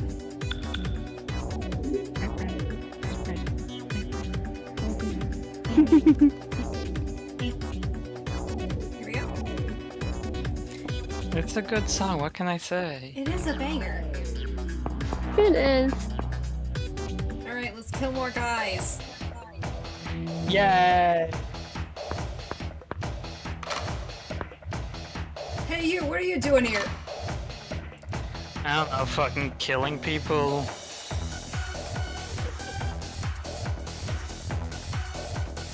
I was in a bad mood over Akichi. Sorry guys, but I'm gonna have to take it out on you. Kill them. Let me just smash through this. Yep. There we go. I'm starting to understand why people thought that I was the Joker. No. Oh, they're dead.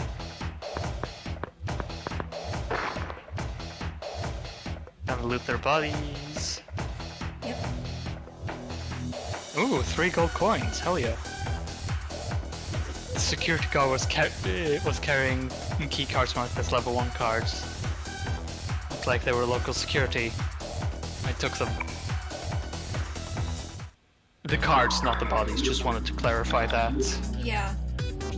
Let's not go full Victorian here. I can't carry the... I may be strong, but I'm not gonna carry around 2 dead bodies around.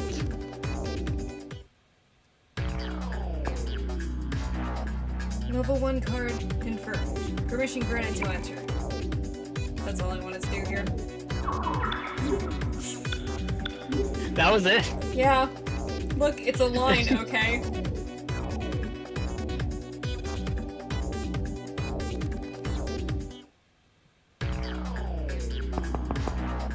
I don't think we lose anything from skipping it.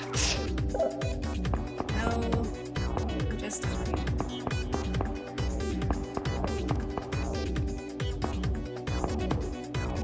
I forget where I'm going now.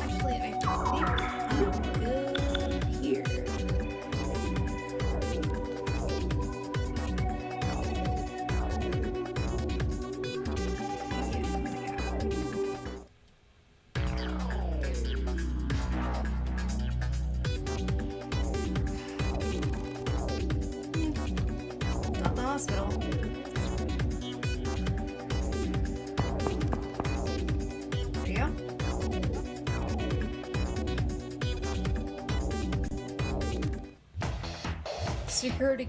Let's deal with The security guards were smoking in front of the fence. Their backs to me. Not very professional. I said not at the Does hospital. Hey, is there really an Makes cute. intruder? It's gonna make killing them easier, so... Yeah, here it's just 2 young women and 3 men. Just leave it be. They probably meant Mayane and the others. Again? Why? Won't there be trouble if what's going on here got out? The hell would I know? But it's orders from Shinjo-sama. So... I'd never heard that name before. It was clear he or she was more dangerous than these guys.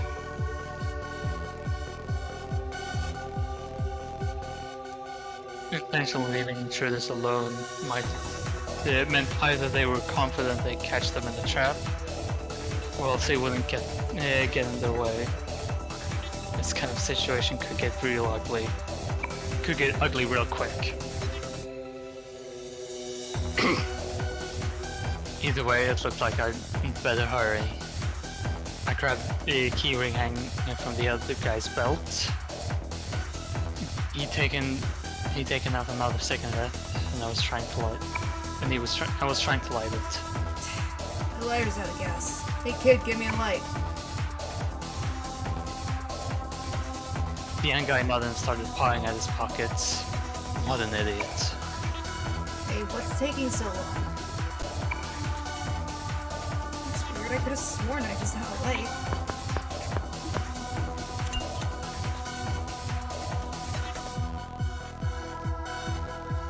I stretched out my left hand from behind them and held out my Zippo lighter. The older guy thanked me and lit up. And took in a deep, satisfying drag. I bought this thing because my hand felt empty without one. It's surprisingly come in handy. Thanks, kid. Oh, here it is. Okay, here you... Shit! Just as the younger one found his lighter, he finally noticed me, gasping in shock. Quick as I went, I smashed my left elbow into the older guy's face and dropped him. And I sandwiched the younger guy against the shutter and smashed the hilt of my sword into his solar plexus.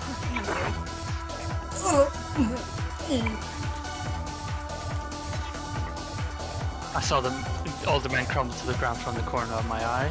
I went easy on the younger one. He managed to keep to his feet, doubled over in pain and gasping for air.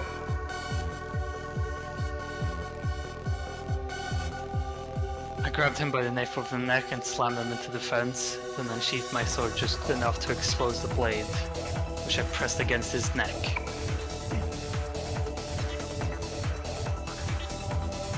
I know you've got a long-haired female cop named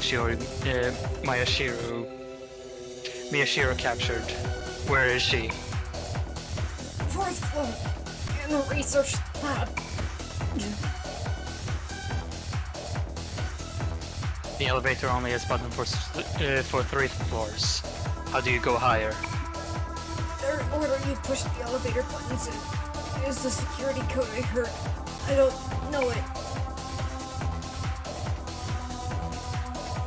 Does that guy? The supervisor in charge of security. He's in a room on the other side of this fence.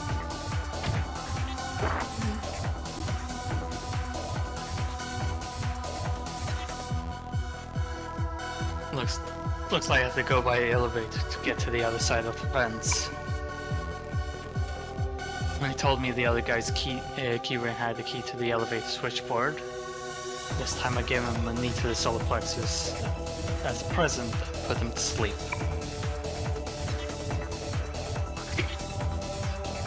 It's probably pointless to ask these guys about Miami and the others. I grabbed the keyring from the sprawled out older guy and as my reward for the light, and then left the area. This This really is just a comedy sketch, isn't it? Anyway, I also have a save for right in front of the elevator, because of course I do. Of course you do. There we go. And this is the last one.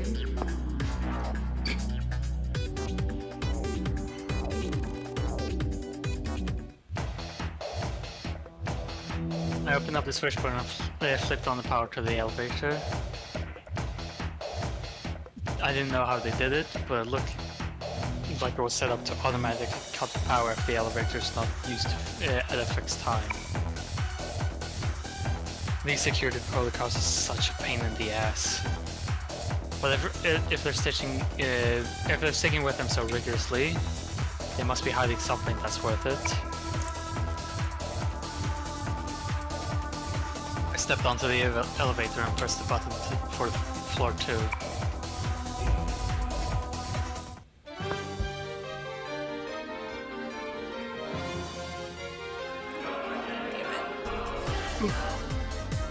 When the elevator opened, a robot I'd never seen before pointed the muzzle of the heavy gun at me. It reminded me of the Order of the Holy Alliance from the other side. A model number X-O was painted on the body. Do not forget the dash. Throw down your weapon and surrender. You may be a child, but I will show no mercy. It looked like someone was piloting it. The young guy I beat up earlier screamed from the other side of the fence next to me. Turn that goddamn bread into mincemeat! It seemed like he managed to wake up and made the report to the higher-ups. The guy inside this thing must have known how to get to the 4th floor.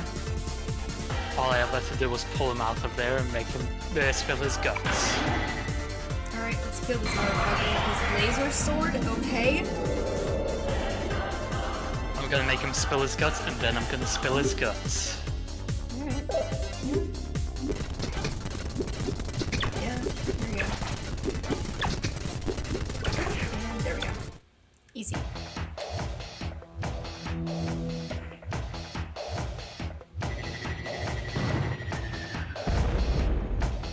Bro, you destroyed my robot! Ah, damn it, useless piece of junk!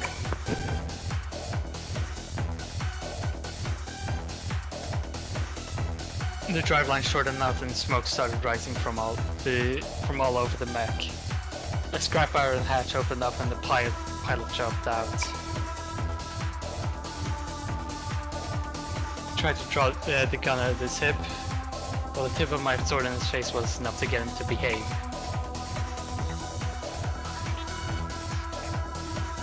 The young man on the other side of the fence had already been vanished. Same thing. Heads up. What's your objective? Don't think you can make it out of here alive! I pushed my blade forward the tiniest bit, the tip tucking to his forehead, and a line of blood traced down his nose. Get the elevator. Understood.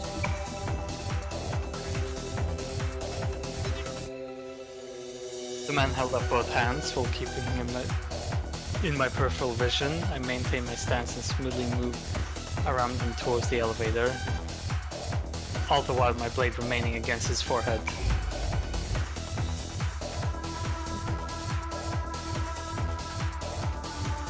He groped one-handed for the elevator button, and after a moment the door opened. My blade still against him, I walked in without hesitation, while he bent back and revolved into cage back first. I kicked him in the chin, momentarily knocking him senseless. I grabbed the nape of his neck and made him stand up, shoved his face onto the button panel and stole the automatic handgun off his hip. When I released the safety and pulled back the slide, I found that one of the bullets had already been fired. I ejected the shell and let it roll towards the floor.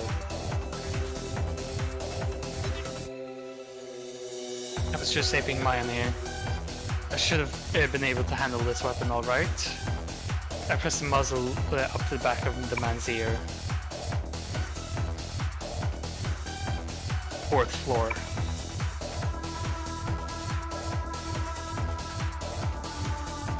With blood dripping from his forehead. With blood dripping from his forehead and nose, the man pushed the buttons 3, 1, 1, 2, 3, 2, 1, 3, B1 in that order. When he pushed the G button slightly downward, the elevator began to move. I grabbed the nape of his neck and made the man stand up in front of the door. If this was a trap, he'd be the one getting shot for it. When we passed the 3rd floor, the number 3 on the panel's floor number indicator started flickering. Several seconds passed and the door opened. It looked like we had reached the 4th floor.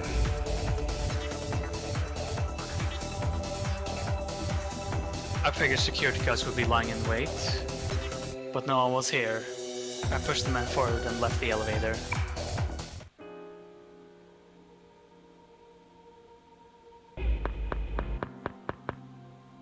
I heard it was here.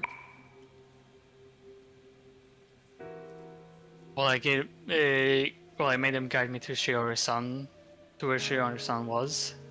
The man stopped in front of a room that looked like a research lab. While I was at it, I might as well find out who they are. Who are you people? What are you doing here? You came here not knowing that? Who in the world are you? Without a word, I pulled back the gun's hammer. Bro, even if I told you about the New World Order, a kid like you wouldn't understand a thing about it. Only the technicians know the details of what's going on inside. Shinjo is conducting a bunch of different experiments using the subjects that were delivered. Is he the boss? Shinjo's only the manager for this location. Imagine the scandal if people knew who was really in charge. Tatsuya Scenario. I'm sure you've at least heard the name. A kid like you couldn't even touch a great man like him. The New World Order will create a new world without sin. Tatsuya Scenario. Tatsuya Scenario's father. And the man who screwed my dad over. If my memory serves me right, even now he would still be in the foreign minister. I got it. He would be able to use the cops, the mafia, the mass media, and the facilities like this as he pleased.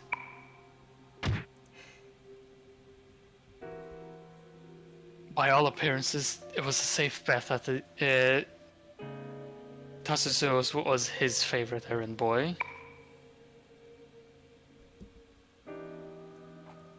I silenced the loose-lipped pirate with a strike to the back of the neck with my gun, then passed through the door to the research lab. Oh no.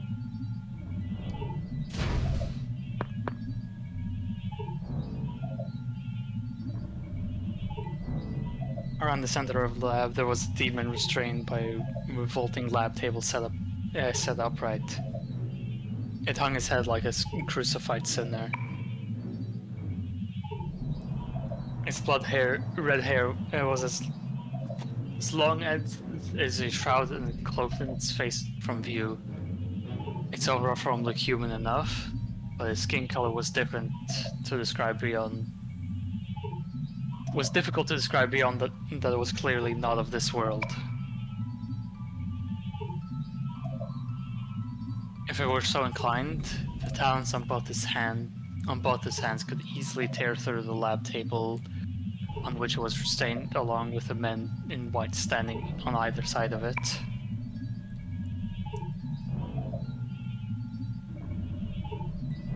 It looked like I had been sedated or something. The men in white seemed to have noticed my arrival. They backed away several steps, but somehow they didn't seem too surprised. There was no one else in the room. A horrific premonition skidded up my spine.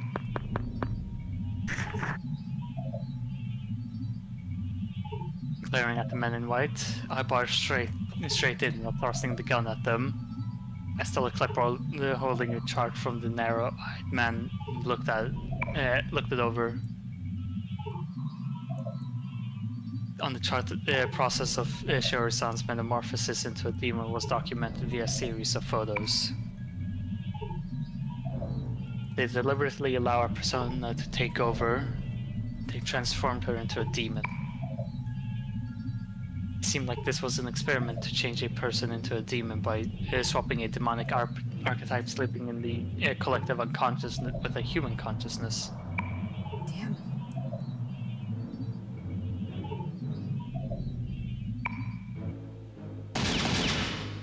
And they're dead.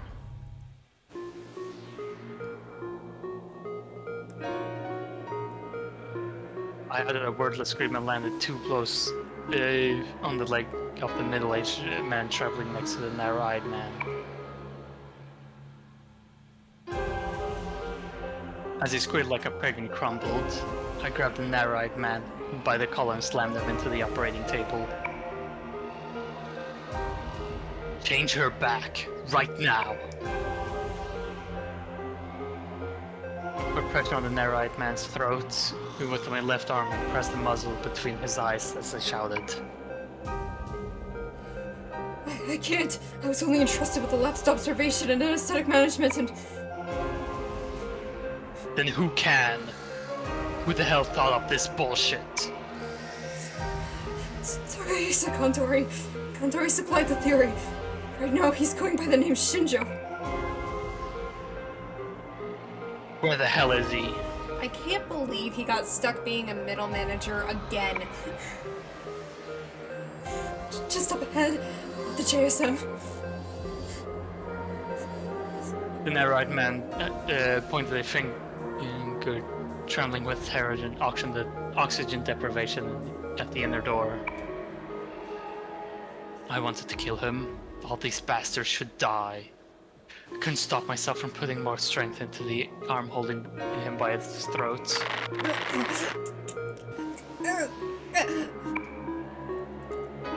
Narrow-eyed man's eyes popped open and his tongue lolled out as he gasped for breath.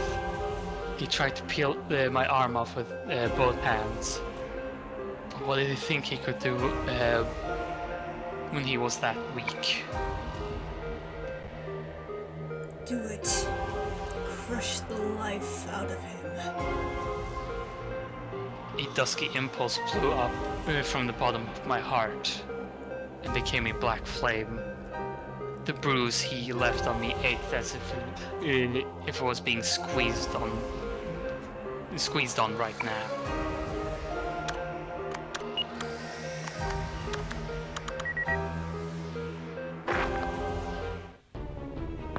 Shit.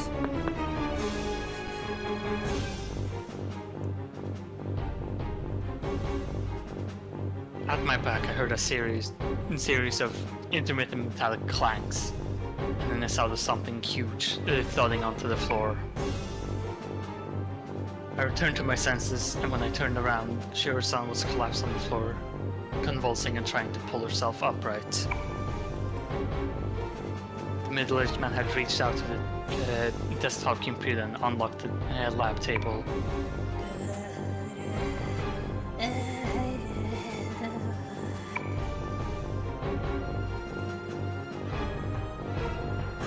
When Shiori-san murmured those otherworldly words and rose to her knees, the room temperature dropped in an instant.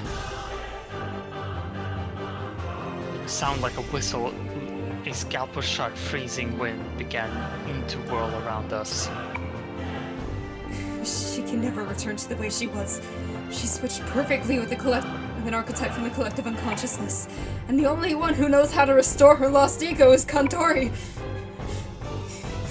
The middle-aged man kept frothing at the mouth as blood was flowing from his as the blood flowing from his leg froze over. Even that spray blew into the violently spiraling wind like glittering diamond dust. The sinful persona Joker is called the Windwalker from the unfathomable unconsciousness. She has become one of the great old ones who once ruled the earth. Arise, Adelakwa the Wendigo! Ozuki-kun, why don't we confirm the experiment's results with our own eyes? Incarnated demons, a great old one, and an archetype, using a human body. This is a unique opportunity to learn which can best utilize its abilities. With a feeling of despair, I stared up at the completely changed Shiori-san from behind as she floated into the air. What do I do? Anesthesia. In that tank there. That right, man, or Ozuki. or Ozuki as he was called, pointing at the big tank next to us with his eyes. As I was pinning him down. Right, this guy said he was in charge of some administrative anesthetic or something like that. While I consider how to do this, Shiori-san head spun a full 360 degrees as she turned to face me. Here we go, fighter now. Let's see, I believe she's weak to fire, considering she's a ice demon. Yeah. There we go.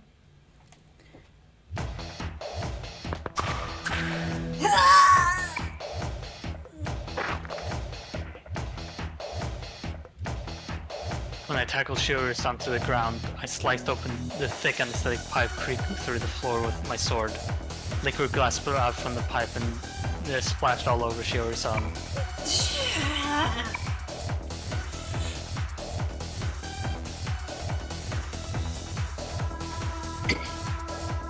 Burying her fangs, Shiori-san tried to stand. With deadly precision, she slammed into the pipe with all her strength.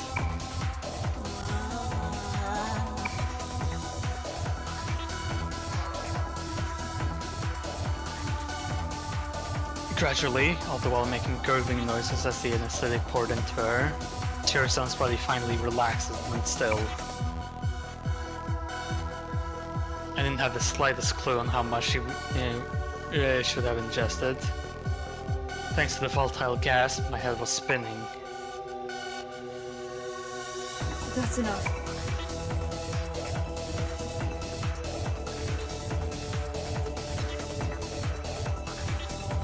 Ozuki, who was trembling in the corner of the room, turned the tank's valve shut. When I glanced at the middle-aged man, I saw he was frozen to death with a gruesome expression of manic delight. Okay. How long will it hold? Probably about 2 hours or so. I think you used enough to knock out an African elephant for 3 days. Ozuki came up next to me and looked down at Shiori-san.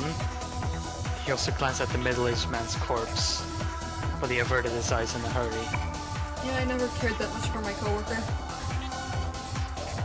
Sorry about earlier. The middle-aged man had undone Shiori-san's bindings. I might have run away with my hatred and killed Ozuki.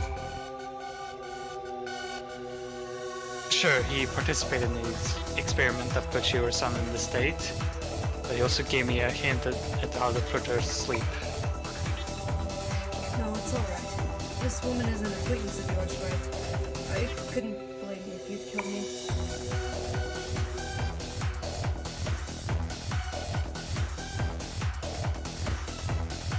Shinjo, or rather Kandori, you said he was just ahead, right?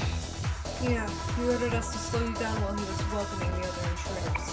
The JSM, I mean the machine for separating jokers from joker users, is down the hallway, straight ahead.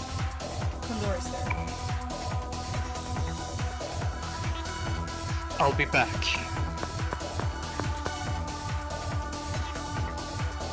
I left Shiori-san behind and headed through the door Ozuki pointed out, the one that led further inside.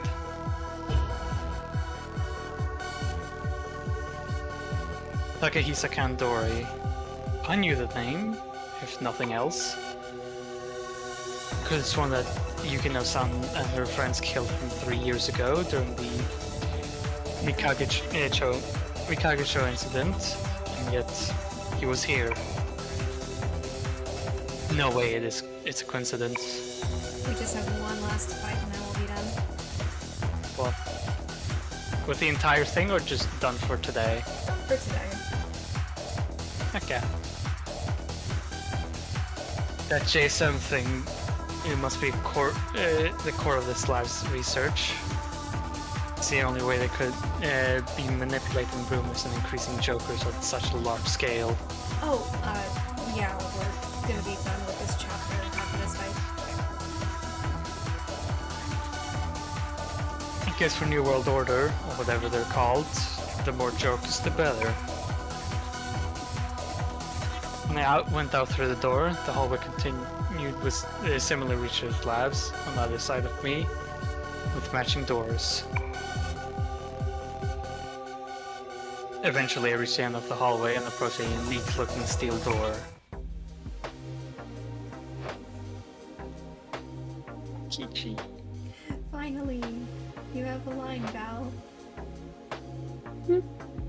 Yay! No, don't think it likes me.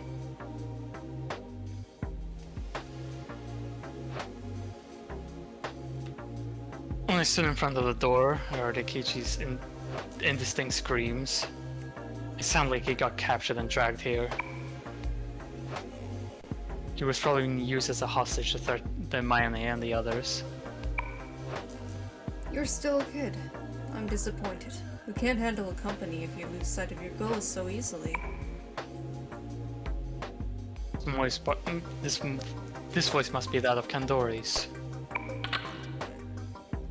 Allow me to teach you how to cast them aside. By the sound of things, Akichi was in danger. Judging by the location of her voice, Akichi was on the right and Kandori on my left. First of all, the door right in front of me must be between them. The door's hinges weren't on this side, which meant it opened outwards. Expecting the door to smack into Kandori, I busted open with all my strength and leapt onto the other side. And then we get this awesome scene again. At the same time I opened the door towards Kandori, I heard a bullet or something strike it. Kandori was hidden behind the door, so I couldn't see him. Adrenaline raging, I saw the situation around me and unfold with grim deliberation. My senses were so honed that I felt like a radar. I could see every movement so clearly, and every noise was as clear as a bell. Immediately next to me in the corner of my right eye, I saw Akichi crouching down, and behind him, a security guard was pressing a gun to his head. In the huge room before my eyes, there was a large apparatus like a revolver cylinder, countless rows of test tubes like tanks filled with a bizarre sticky black goo lined up all around it. In front of that machine, Mayane, my older brother, and the others were surrounded by security guards who had gun trained on them from a stair landing, a level above them. God damn it, I told you so.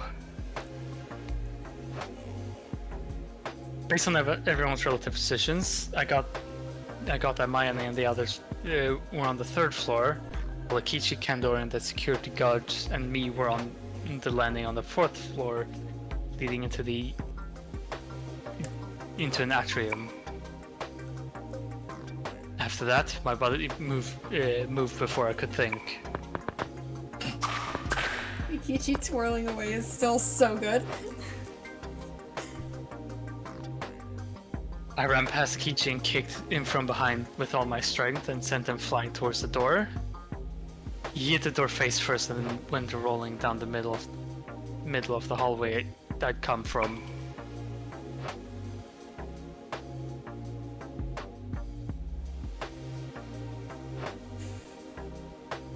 I caught sight of the door slamming shut from the force of the rebound in the corner of my eye.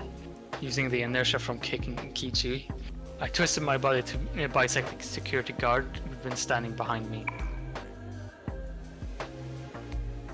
I've heard that when another target jumps out in front of someone suddenly, they'll be confused for an instant about which one they should shoot. I ended that guy before he could come to a conclusion. I immediately straightened again and turned past the door. A man in shades with the flashy scar on his face pointed the handgun at me, which was still trailing a faint line of smoke from the muzzle. Not at all shaken, the corner of his mouth floating into a shallow smile.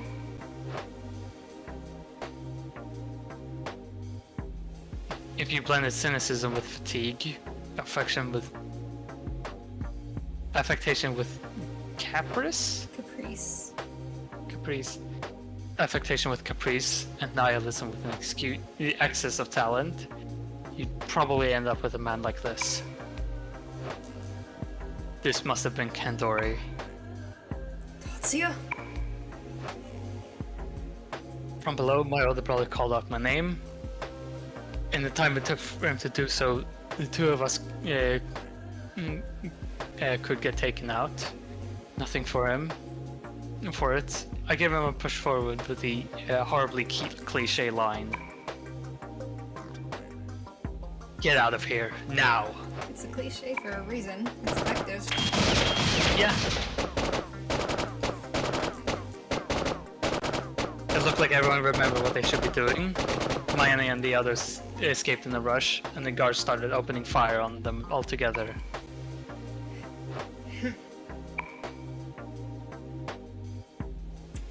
Regardless, neither you nor they can escape from fate. Paradox boy. Paradox. That one word, I understood what bound me to this man. I got a job to do too. I see. You two were enchanted by him. Then tell him for me that I'll protect Mayane and everyone else. This man knew me and him on an even deeper level than Pseudo. Paradox. What kind of outcome was he even implying? No need to pass on a message. He hears all. Just so. Yeah, that's right, I'm a fucking Persona user too. God fucking damn it, he's a Persona user. I mean, who isn't anymore? Like, come on.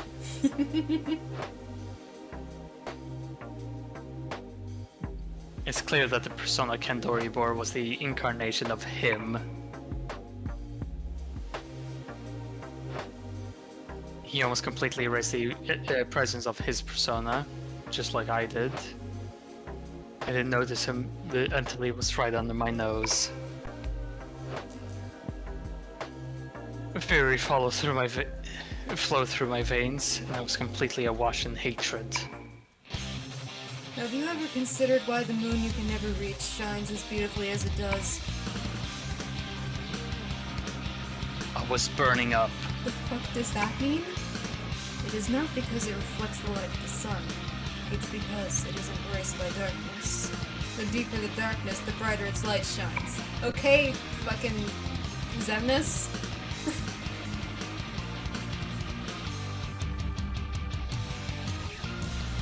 My field of vision was narrowing.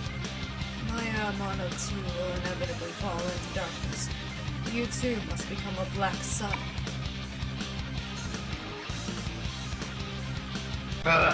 Kill him. He's so dramatic. Anyway, I could probably just spam this. Oh shit, right. I got a lead here. Yes.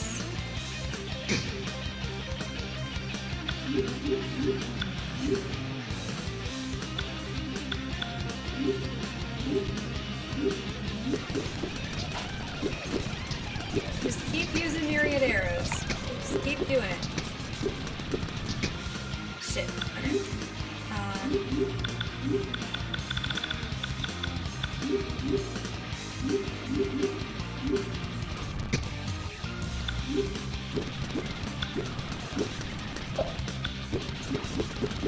Just keep punching it. There we go.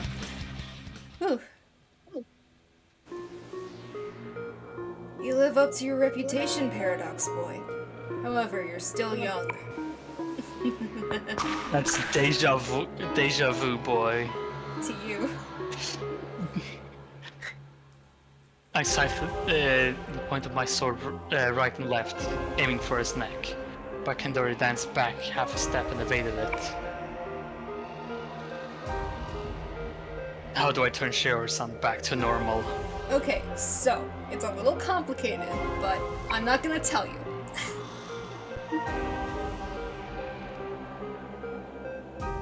I siped my blade to the left but couldn't pull back. So I shoved the pommel forward with my left palm and aimed the stab for his upper lip. I'll give you a hint.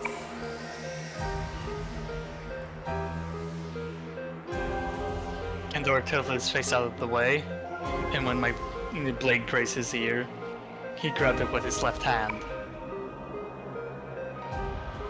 All I had to do was pull back, and it cost him his fingers. But he gave me a broad, natural smile. However, when I yanked it with all my strength, my sword didn't move a centimeter. It was like it was caught in a vice. Creation is the synthesis of contradictions. When difficult and conflicting things coexist and become one, something new is born. The hell does that mean? Exactly. It means that both you and I are merely actors playing our roles. However, there is nothing degrading about this. The process is essential to the result.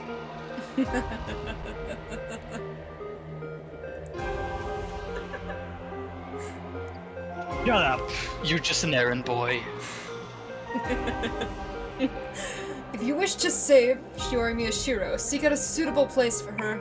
Assuming, of course, that you suppose you're capable of obtaining all of her contradictory values at once.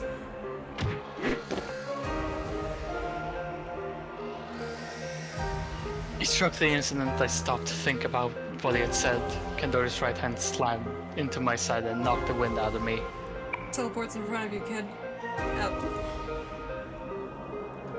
While I was staggered, he leapt light-footed over the railing and jumped down to the floor below. Wait! No! Think it over long and hard as you play your little games.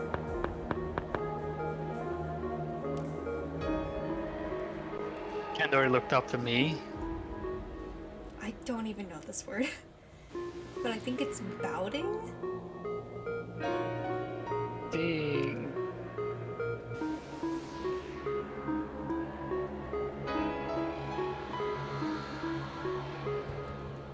Ah!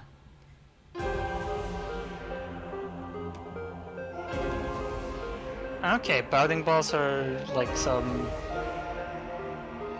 like a small metal ball that are used for like physical exercise and therapy, apparently.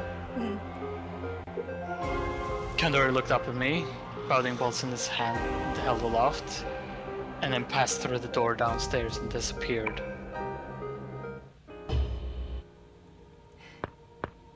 Ikichi's just been alone with Shiori this entire time. God damn it, Akichi, why are you still here? I don't know. For Ben, dude.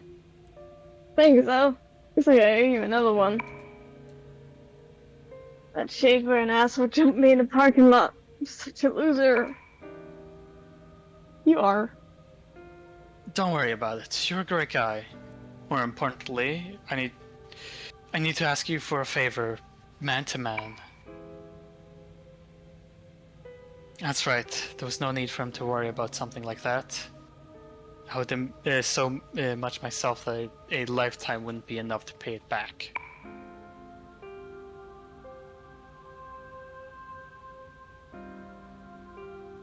What is it? You can tell me anything, man. They're such bros.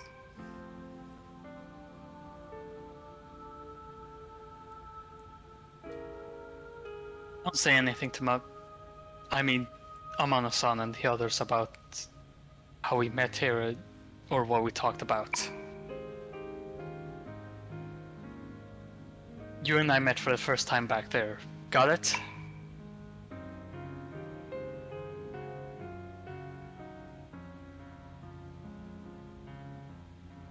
Looks like you got my reason. You got real reasons. Got it, man. My lips are sealed.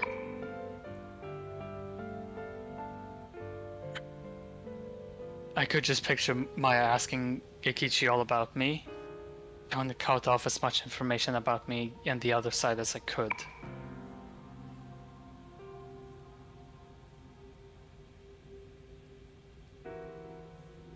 You know, so if talking about how you makes you feel better, I'll listen. I don't know if you can count on me, but come down to Mary present anytime. Oh, and make sure it's after band practice. Got it? This guy, he hadn't changed at all. He was a scatterbrained idiot, a narcissist, and the most kind-hearted and reliable guy I'd ever known.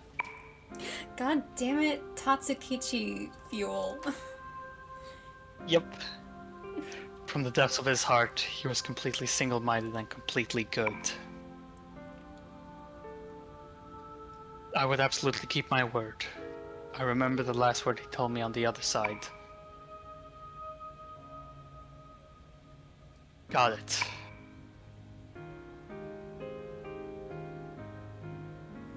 I still got things to do. Can't see you off, but make sure you get back to the parking lot soon.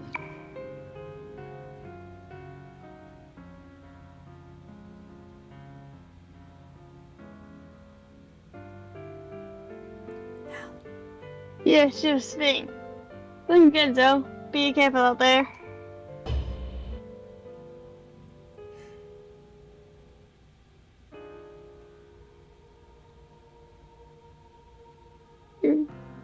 Ikichi clasped my shoulder and left. I'd probably never see him again. So long, Ikichi. You, hurry over to the parking lot too. You can't stay here anymore anyway, right? I turned around to face Ozuki. I didn't have time to immerse myself in sentimentality. Me and those other people set that guy Me and those other people set that guy just now and the other inmates free. They might take you to the Nanjo Memorial Hospital or somewhere. God, I wish I could go to the hospital. Been wanting to for ages now. If you're with them, it'll come in handy. Will you cooperate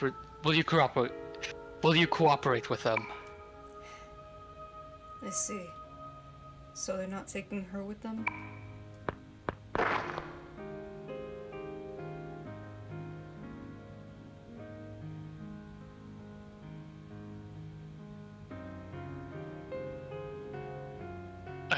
I crouched down next to the completely transformed Shiori-san and stuck my hand on her arm to test her weight. Looks like I could manage carrying her out.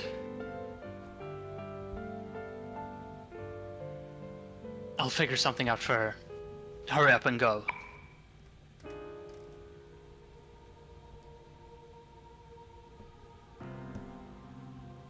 With the state she was in, there was no way I could take her to an ordinary hospital. Looks like all I could do was find that suitable place Kendor talked about if I wanted to return her to normal.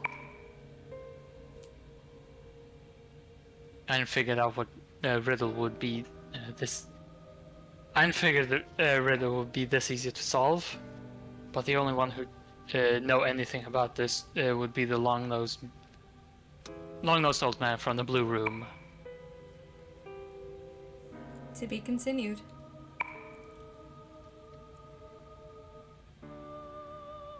Yeah, we've seen this before. Anyway. That's it. Yay! Yay! We did it! We did it, chat! Yay! Woo!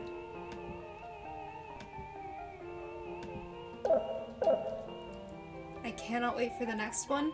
However, we will have to wait a week to get back to the main plot so we can actually get the last memory shard we need. Yeah. Yeah. The next one has just an omniscient narrator, and it also has my favorite character. Yay! So, my favorite minor character in all of Persona 2, who is a cat general. We will see them later. Oh my God. And I will be voicing them because I love them so much. You Anyway. take all of the good roles. Yeah. I don't want to have you taking all the good roles. Wow, I thought you liked me. Look, I gave you Philemon, Yay. okay? I gave you Philemon and Tatsuya. Neko Shogun-sama? No, even better. We'll find out next time, though. Next time we get to this. You also gave me 5 separate characters who appear on screen together. Look, I forgot. I forgot it was this complicated. I totally forgot. I just think it's funny. I did not take into account Tatsuya Scenario when casting that, I promise. Anyway, thank you all for watching. This went a little longer than I expected, but you know, whatever. Poor Vex doing overtime? Yeah. We will see you next week. Same time, same bat time, same bat channel. For more of the main story of Persona 2 Eternal Punishment, or as it is now known, Persona 2 Eternal Tatsuya. Yay! Wee!